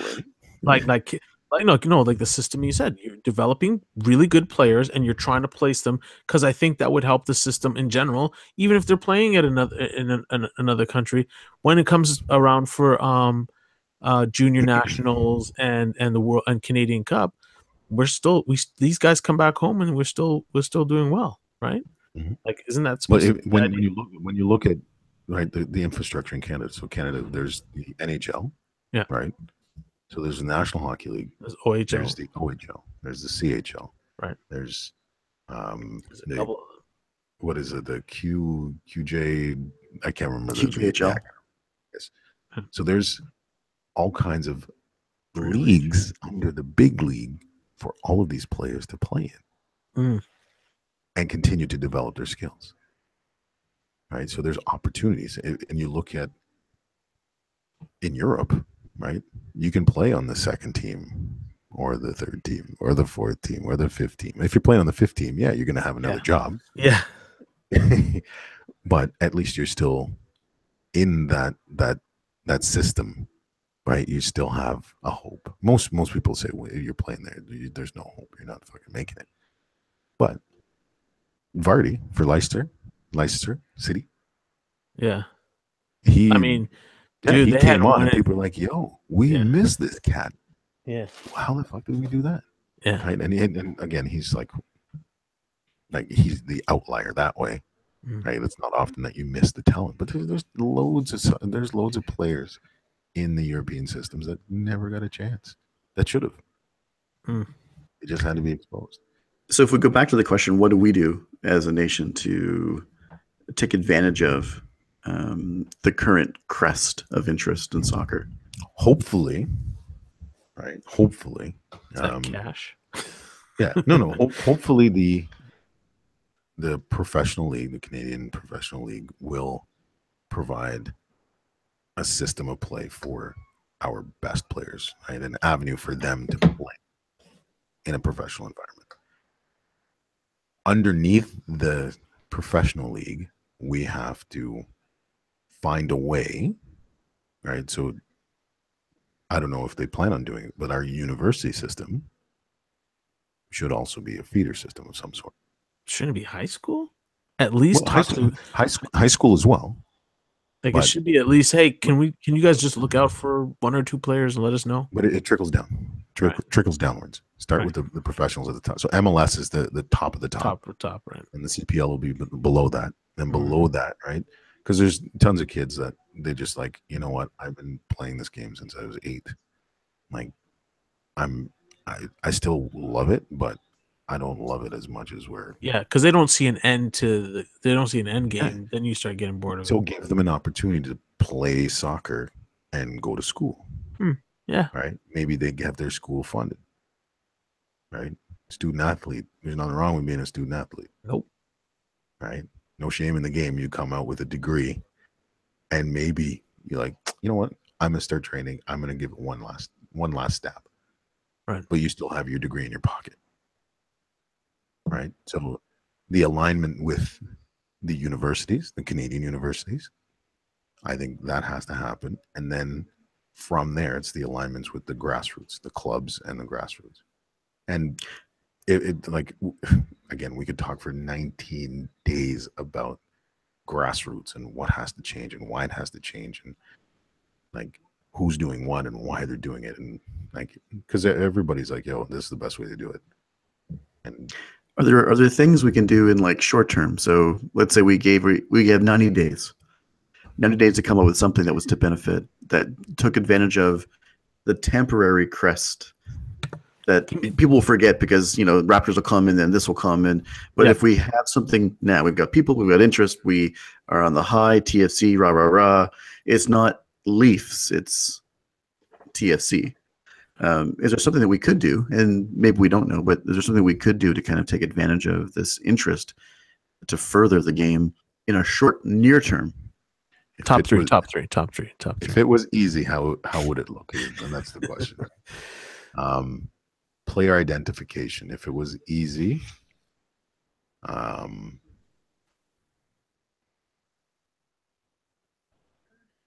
player ID is already not 90 days. That's not true. No. Yeah. Of course, if you go to every single coach at every single high school or gym coach or whatever, and every single coach that's coaching whatever I got the answer. Kids League. I got the answer.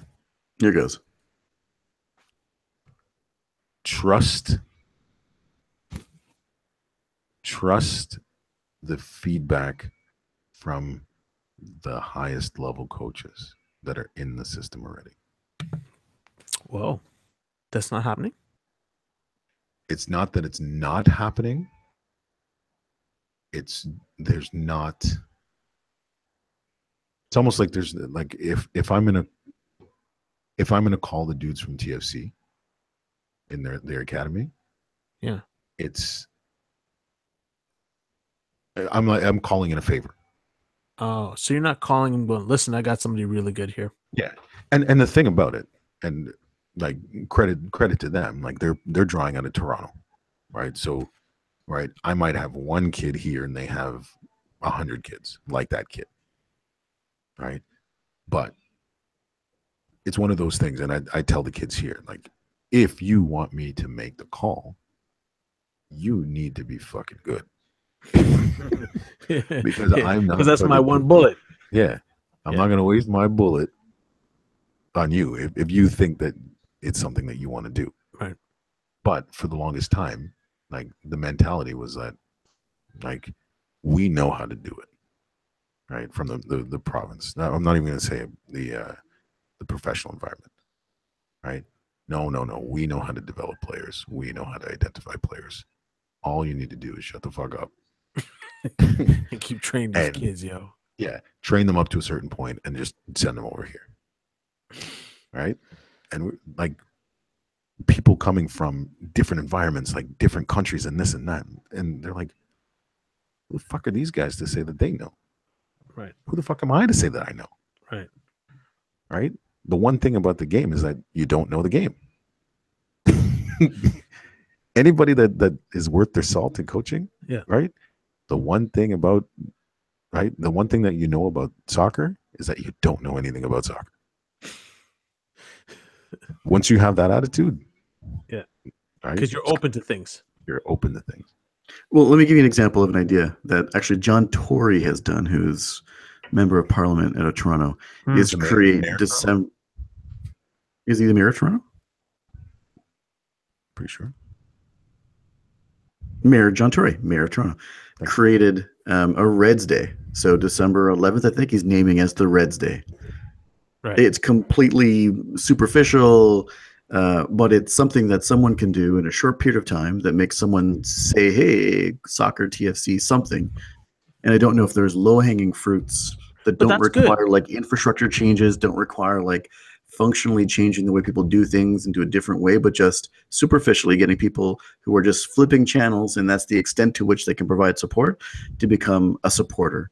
Right. Or to think of not just putting their kid into soccer when they're 7 because they think it's cheaper than hockey. They can run up and down a field. Doesn't matter what side they run. Who cares? And then when they want to get serious, they put them into something else, like changing that mindset from no, keep them in soccer. Just the thing, I don't know if there are magic pills that we can, as a society, start looking at, or as people start looking at, to increase the awareness of the opportunity of soccer to impact lives more so than it has in Canada in like quick, short stabs. Like, how can you joke? I'm putting my thumb out. Can I gangster business is this? Hey, Tony's always going to take it to the gangster. Tony always got to take it to the gangster thing. Like, I like what John Tory did. I think it's superficial. I think it's just for voters, but whatever. Yeah, but it's good because then it gets people involved. Kids start getting, so I think that's good, but you have to take it to a next level, right? So like when I think about branding something and getting people involved, like getting people excited, it's the Red Day, and then every week, the MLS has a mandate like the way the NFL does with the CFL to kind of like push the game of football, right? Like the reason why the NFL is involved with the CFL is not because they look at them as competition. They're like, they know that they need to keep players getting involved in the game, or they won't have the best players coming to get involved with the game. Yep. So it's in their best interest to keep that thing going and doing clinics and, punt kick and what's it called? Punt kick pass. I think it is like pass, those punt pass kick. Right. So those type of things. So the same, if I would in the first 90 days, that's what I'd be like, we're going to do this initiative and we just want to see what kids can do is dribble, kick, score. I don't know, whatever you would call it, but something in that vein, but understanding that it's more very commercial like, and it just gets people more. It's not just soccer mom day. It's, we really looking for some talent, looking for some just raw talent. You know what I mean? And maybe it helps push the ideal, and these kids actually see themselves, because like you said, you just do need that other league. And I think maybe this other Canadian league will be good. Like you said, you set a goal where the kid's like, hey, you know what?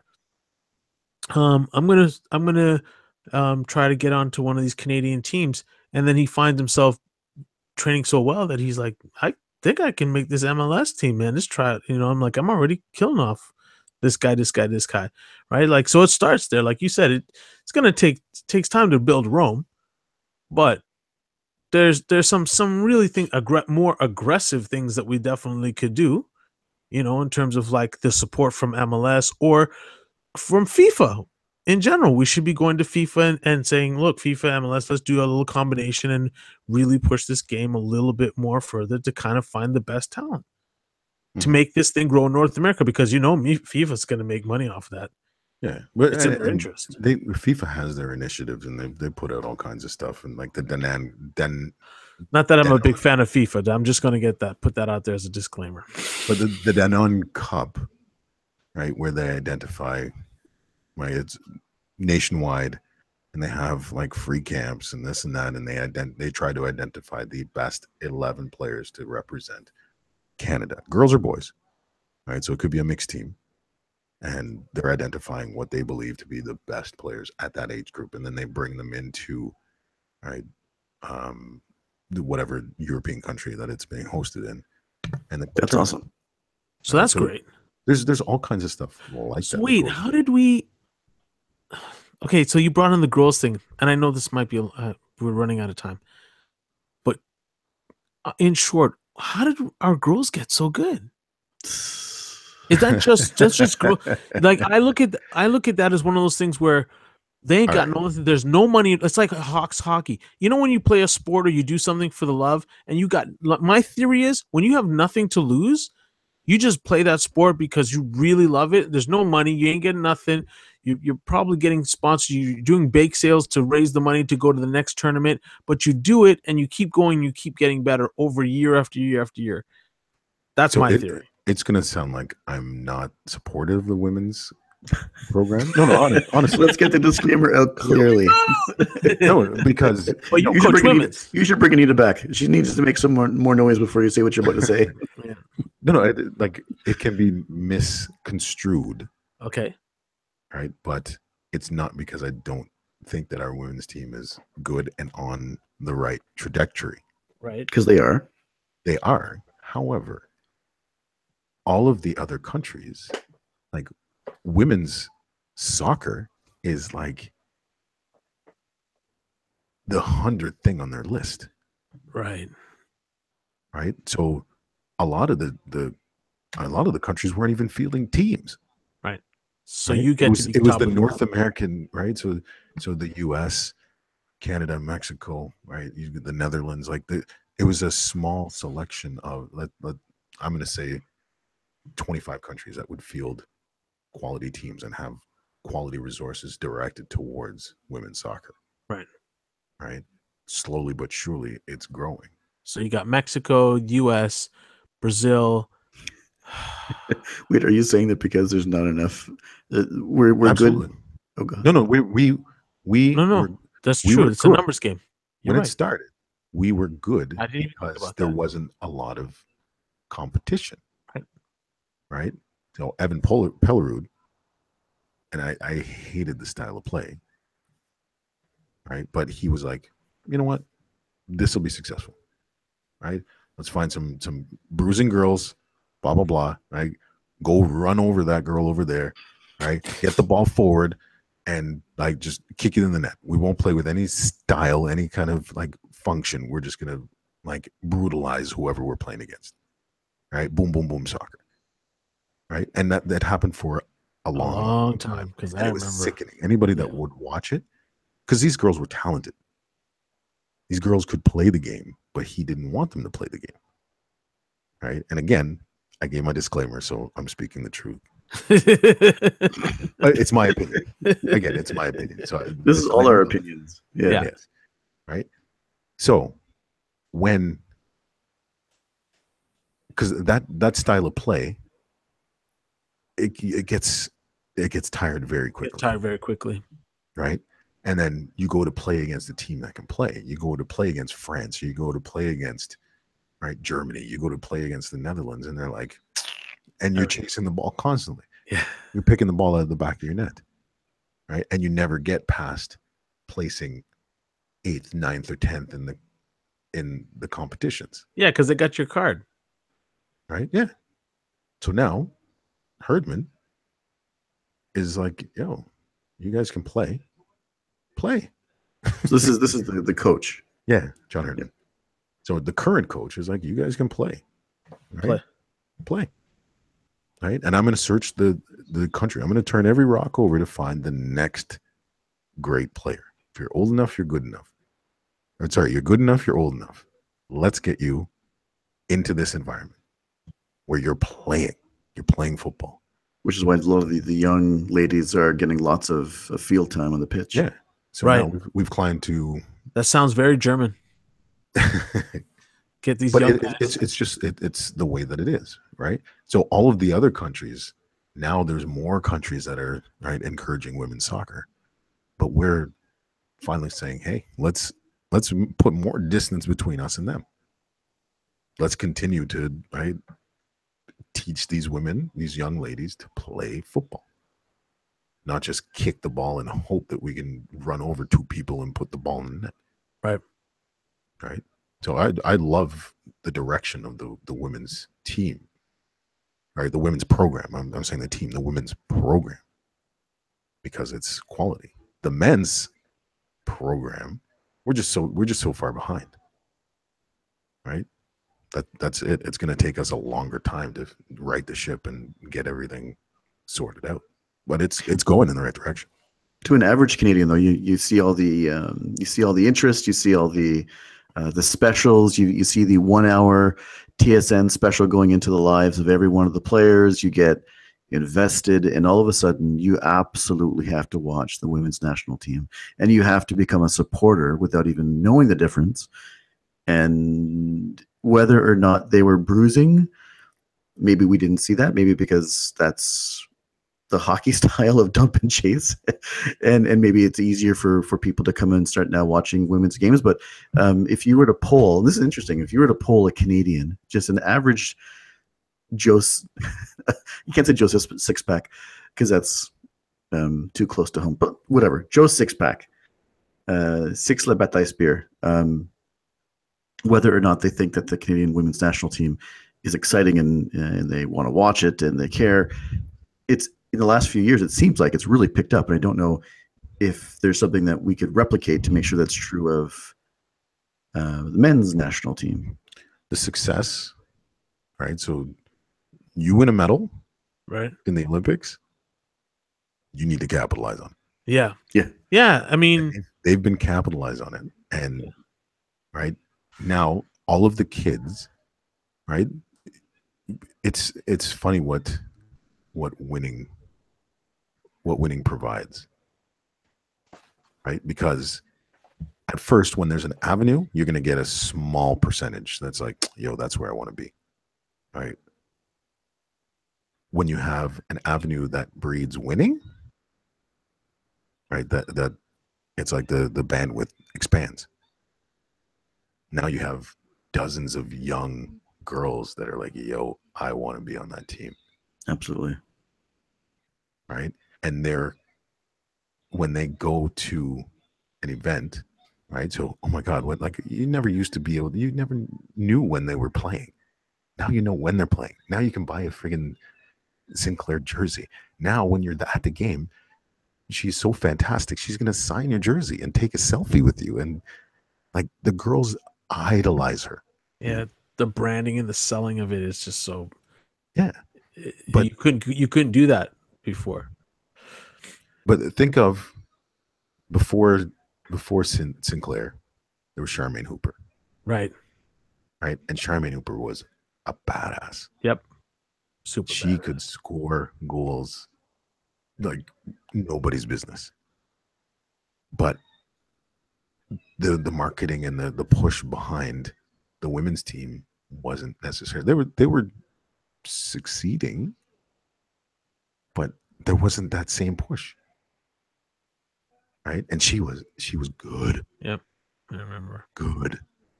Sinclair is just as good, if not better. I ain't gonna lie. For sure. Oh, Right. Coming up behind there, Jesse Fleming is just as good, if not better, than Sinclair. yeah. Oh wow.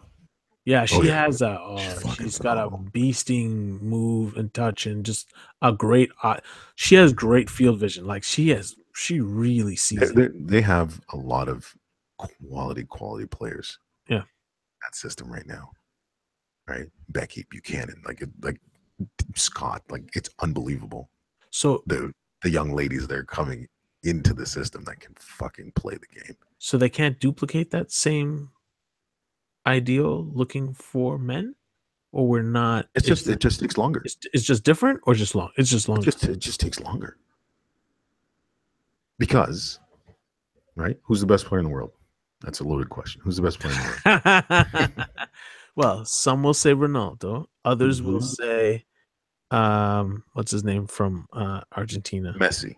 Some would say Messi. Some would say Suarez. Some would say Neymar. Say Suarez. Some would say, right? They're not Canadian. None of them are Canadian. None of them. Who's the best player on the Canadian team?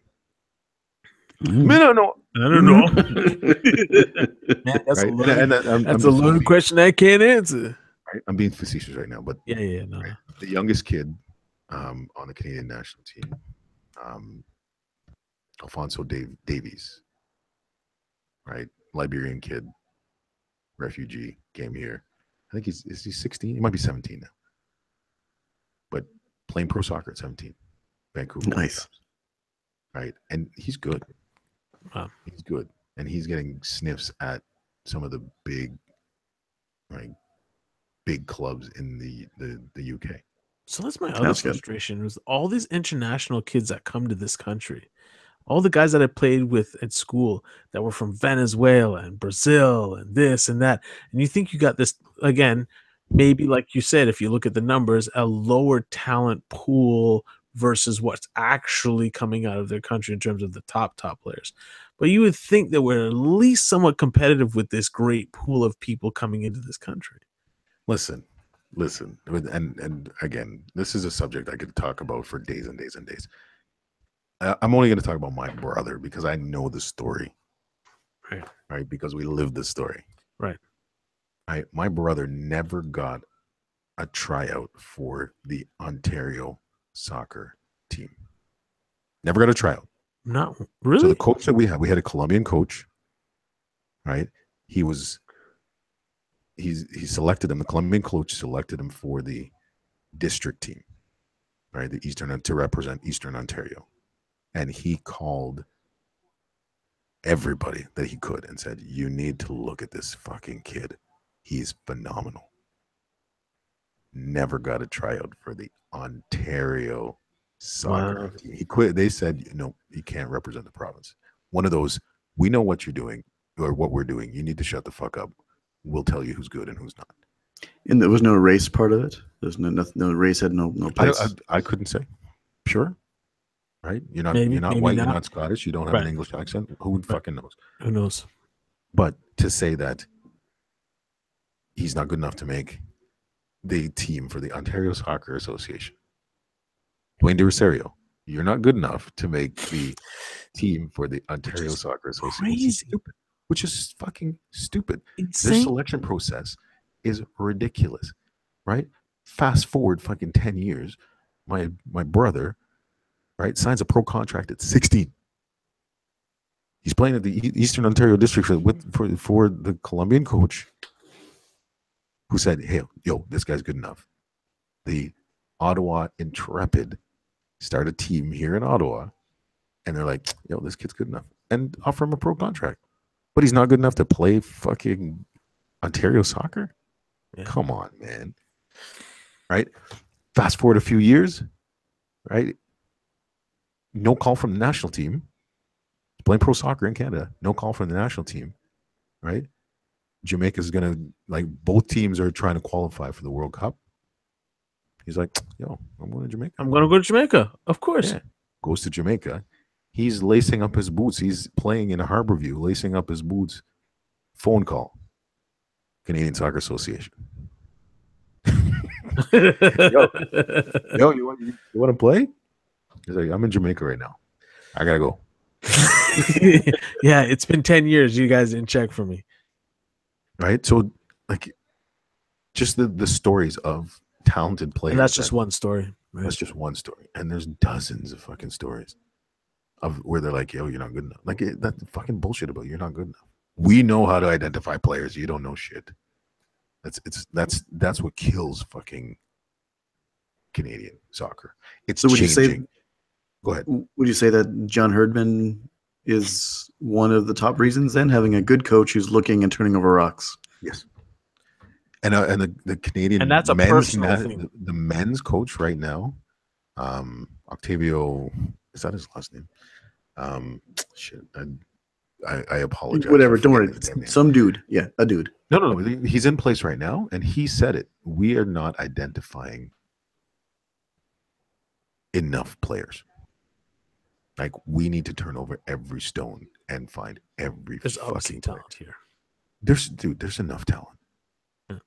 But you can't say, like, really and truly, you're going to tell me that if I pick a team and you pick a team and Greg picks a team and they say, all right, Dwayne's team is going to represent Ontario. You're telling me those 18 players are the best fucking players in the province? Right. That I turned over every stone in Ontario, that I did all of my research? Right. Or did I base it on, I want Team Ontario to fucking win when we go to this tournament? Right. So what is Iceland doing that we should be copying the fuck out of? Iceland. Listen, Iceland is 100% aligned. All the coaches, like their system. So the XPS Sideline Sports, the back end thing that I use. Shout out to Sideline Sports and XPS. It is fucking phenomenal in terms of like session design, information sharing, breaking down like the amount of time that each player spends doing each thing, right? So a technical practice, right? If I have, let's say, 50 technical practices and each practice I spend 25 minutes, at the end I can say, how many minutes did Greg Field spend doing technical sessions related to this? So a fantastic identification system in 2017, of which everybody in the world should know that you can do that now without having to crisscross the entire country. But every coach, because they're small enough, like what, 3 million people? No. 300,000 people. Oh, is that what it is? There's more in Mississauga than there in Iceland. So Jamaica is 3 million. Iceland is 300,000. Right. My zeros were messed up. All of their coaches use the same system. All of their coaches, right? It's like, yo, I really like this exercise. This is what I'm having success with. And you put it into the system. And now every coach has access to that. Wow. Right? And like from top to bottom, their professional teams are aligned with like their grassroots team. And everybody talks, everybody shares information. Like it's not, you're not operating in silos anymore. It's fucking phenomenal. And the system, honestly, every day that I log in and I key in like more information, I'm like, yo, I can't believe that I didn't have this fucking 10 years ago. This is the software you're talking about. This is the software I'm talking about. Is that software shared by other levels of coaching so that you can benefit? Yeah. No, here, even in Ontario. Here, they're trying to get into the market here in Canada. And I've shared it with like my co-coaches within the club, and I've shared it with a couple coaches that I work with in like BC and shit. But I'm trying to spread the word as much as possible. Because that's a tool, but you're almost sharing the mentality of sharing. And none of this, fuck you, I know what I'm doing. I'll let you peons know when I need your help, backwater bastards. But rather, let's share what's learning, let's share what's working, and let's share players. And you're disrupting. Yeah. Like it's fucking magical. And when I look at it, I'm like, there's no fucking, it's no wonder.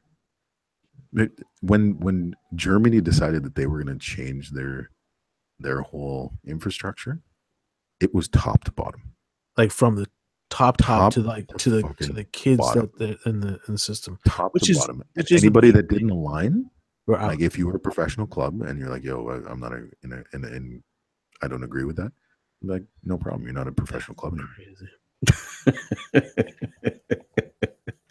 No, you don't have to be like, yo, it's either yes or no. Okay, we align. Perfect. And then they go, and then they move forward. Sounds like it's just yes or yes. Yeah, it's yes or yes. And now, like, there's not an international competition where Germany is involved that they're not fucking winning. Yeah, men's crazy. or women's. Men's, women's. Fucking Well, what I find really interesting goats is what everything. whatever they do, it's crazy. I always find it interesting that, you know, when you see the German teams and they go to World Cup, some of the guys who've like been on some of the best teams and are great players, they might be sitting on the bench before these kids who are just 17 coming on, like, are the lead players that are like, yeah, these guys are too old now. Like, Yeah. they're just to be there as mentors, like, and they're not like used. Like, I think people think of that as some you know, like old system where they don't value older players or whatever, old people in general. But you know, let's not lesson back to history. But at the end of the day, they're like, look, these guys are here for you to learn from, and if all goes wrong, we can always put X, Y, and Z. Like our second line is better than your first line. Our Second third line is line. better. You know what I mean? Fourth or fifth line. Fourth or fifth line. Yeah, like our 17 and 18. Like when I see guys come off, you guys' ass. That's what I mean. When guys come off the bench and then score, like literally as they come off the bench, you're going, what? He's 17. He just saved the game. What was the last World Cup? Was it the last World Cup? Where that how old was Guru or whatever his name is? He Goats? Yeah. Whatever Oh, is yeah. how you Came off. Let's say. And he just he showed up and I had to watch it again. And he was I was like, he literally just came off the bench. And he was just floored it. And everybody's like, who's this guy? Yo, I can't tell you, and this is a complete aside. It irks me when I see someone as like a soccer player that looks like they're like an accountant. Yeah. They're like a software programmer. That's like me and Eli Manning. Eli's from accounting for me. Yeah. And then they can eat the ball and they score at will and this and that. I'm like, yes. Fuck does this motherfucker do? You know how long I'd have to work to be able to do that shit? And I'm fucking athletic. It's crazy. I find their system amazing, but it's discipline. It's a matter of saying, look, this is what it's going to be. And that takes a lot of balls because you just piss off a lot of people at the end of the day. But they're like, for the greater good. Yeah. Take care. It isn't the discussion we had about the 8-year-old and, you know, feeding the flame. So you know, that's why I always say, is there a balance? Is there a the balance comes later on. Like you have to. It's like a slow drip, man. I'm not that dude that's gonna be like, yo. So are you saying that the German system is without emotion? They just do what they do, or there is some sort of development and long time. There is long-term development. They're 8-year-olds. They make sure, right? So if you wanted to coach 8-year-olds in Germany, there's a professional coach that's going to come to where you are and assist you in fucking making sure that what you're teaching them is the right. The coach coaching the coach. Wow. Yeah, that's deep. That's really deep. It's deep, but it's necessary. It works, obviously, but it's deep. Because realistically, if here's what's fucked up about Canada, right? And I'm just gonna flip it and say hockey. I never played fucking professional hockey or fucking organized hockey or whatever. I played on a fucking rink. Yeah, and you can skate for the most part. Yeah, with some microns and whatever. Yeah. And like word up to microns. Yeah, save like my ankles. The entire stick. Right. So if I wanted to coach my son, if he said, yo, daddy, I want to play hockey, I would do a couple courses. Boom. I'm a hockey coach. How would the bomber clap head upon the ice? I try to teach this man.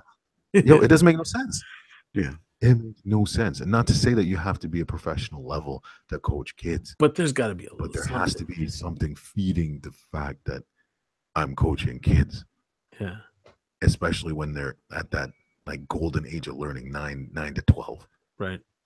What the fuck am I doing?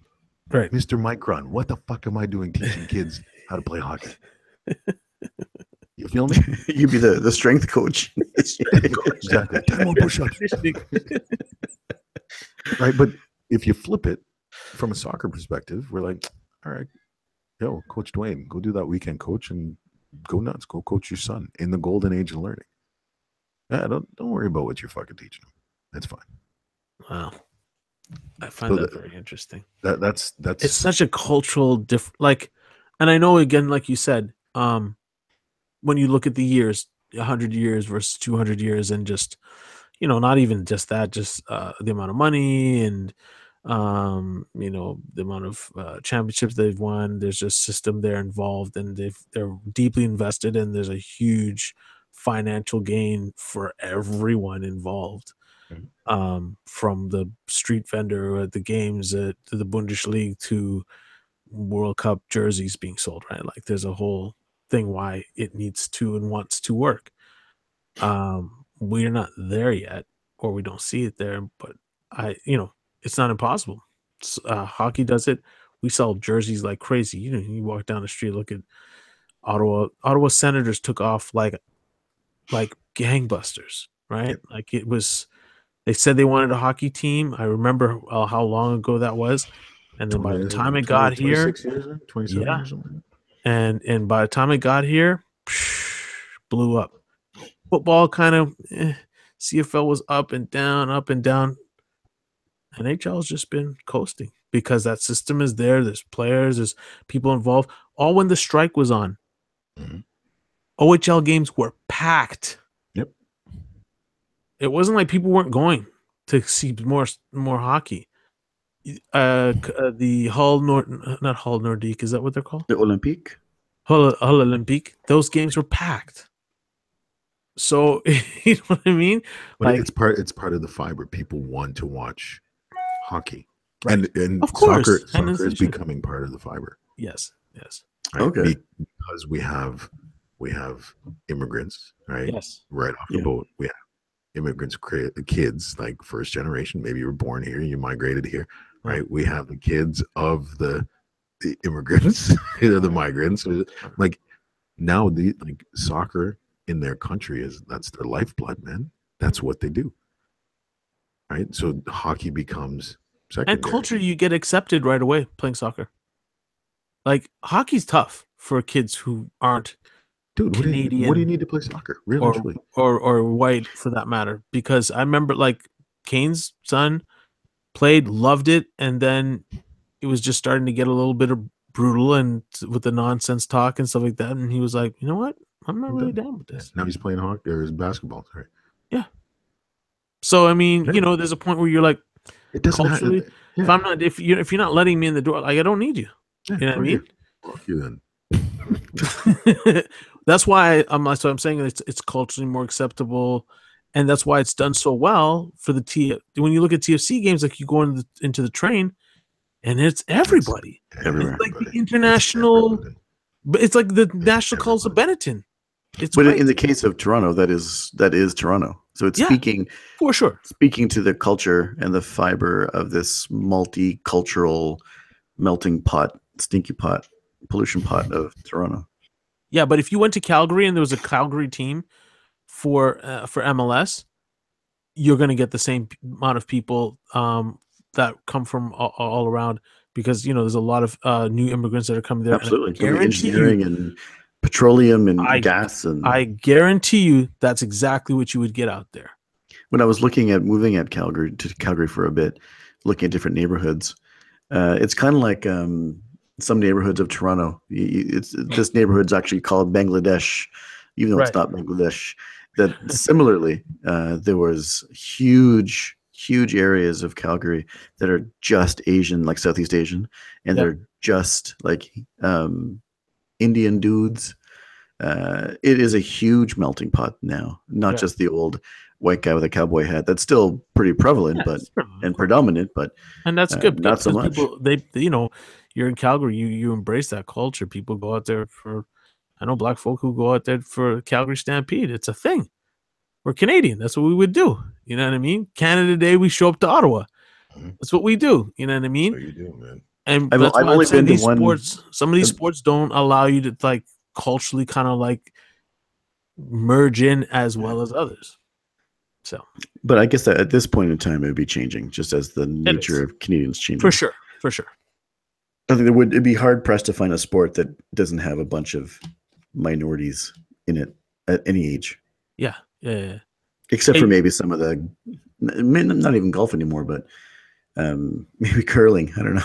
Yeah. But it's not the entry level. It's the higher level, right? So when you start getting into like your 13, 14, 15. There's more money involved, right? Yeah, when they start separating all right, there's some prospect here versus just keep playing house league and shut the fuck up. Are you saying at that stage it's still that segregation? Yes, absolutely. Yeah, for sure. Absolutely. Well, this has been awesome, man. I think this is like the most in depth of we've talked about like something so passionate. Yeah, because it's if I get hate mail from the fucking women's team, come on, man. And again, I was just that's your own personal view. It's not so just to round that off, I forgot to say this. That sounds like the Ronda Rousey effect, where nobody's been able to catch up and beat this girl because there hasn't been that pool, and all of a sudden there's a new pool of girls that show up and they're like, "We're just as good as you." And they're coming from what? CrossFit. Yeah, and they've been doing CrossFit, and they're gonna kick your ass. Yeah, that's exactly it. Yeah, like she couldn't be beat. But without getting into too much depth, her striking was never her strong point. For sure. And she went up against a boxer. She went up like a former pro boxer. Yeah. Holly Holm that just said, "You're fucking stupid. Stick your chin out again." Bop. And then you kick your face off. Box your face off for real. Yeah. And then her comeback fight, she did the same motherfucking thing. Yeah. You can't do that. Yo. Once people read your card, and there's guys who are on that level now, you're gonna get taken. Yep. You either fix it or you're fucked. Yep. And she didn't fix it. Happens in every sport. Yep. Basketball, guy sees you do the same move over and over. He's like, coaches goes, "Hey, he's gonna go to his left." Then he's once you cut him off, you go to his right, take that ball from him. He'll do it 3 or 4 times. The guy could be like, "What the?" One day it'll just hit him. They got him figured out. Yep. You know what I mean? That's why you gotta love guys like Paul Pierce, all these guys who are like who just see it for a while. They're just like, "Oh, I know this kid. I'm gonna take it from," or they're gonna cause this foul, or they're gonna do something different. You know what I mean? You've got so much in your arsenal after a while. Right. Old man moves. Because you're like, I'm not gonna beat you, but I'm gonna beat you mentally. You're gonna do something, and I'm gonna wait for you to do it. Yep. Like you get to that point, you can do those things, but if you're young and you keep doing the same dumb move, you're gonna get killed. They're gonna just find you out. Completely lower level of competitiveness, but we were playing pickup basketball, and this was an internal league. And this dude, he was a tall white dude. He was playing. He played at Algonquin College, actually, so he was able to play competitively to a degree. And to play at a Canadian college, it's not like you need to do more than just be able to hit a jump shot. You have to be pretty good. Yeah. So he was like, "Yeah, I'm pretty good." And I tried to old man move. So I just put rebound came to him. I'm on the opposing team. Rebound came. He's doing what he's supposed to do, looking for an outlet, right? I just put my fucking hands up and say, "Yo, hit me." What? He's passing the ball. Fucking right. There you go. No way. Well, who else would do that? Why would someone sit at the elbow, put their hands out and say, "Hey, hit me"? Hit me. Oh, Jesus. Old man moves. Old man moves. He's now the director of brand measurement and analytics at Google down in San Francisco. Wow. What but no matter what, if I'm in a room, in an email, in a video, all you do is say, hit me. Like, I hate you. Toonie's an asshole. Old man Oh, yeah. moves.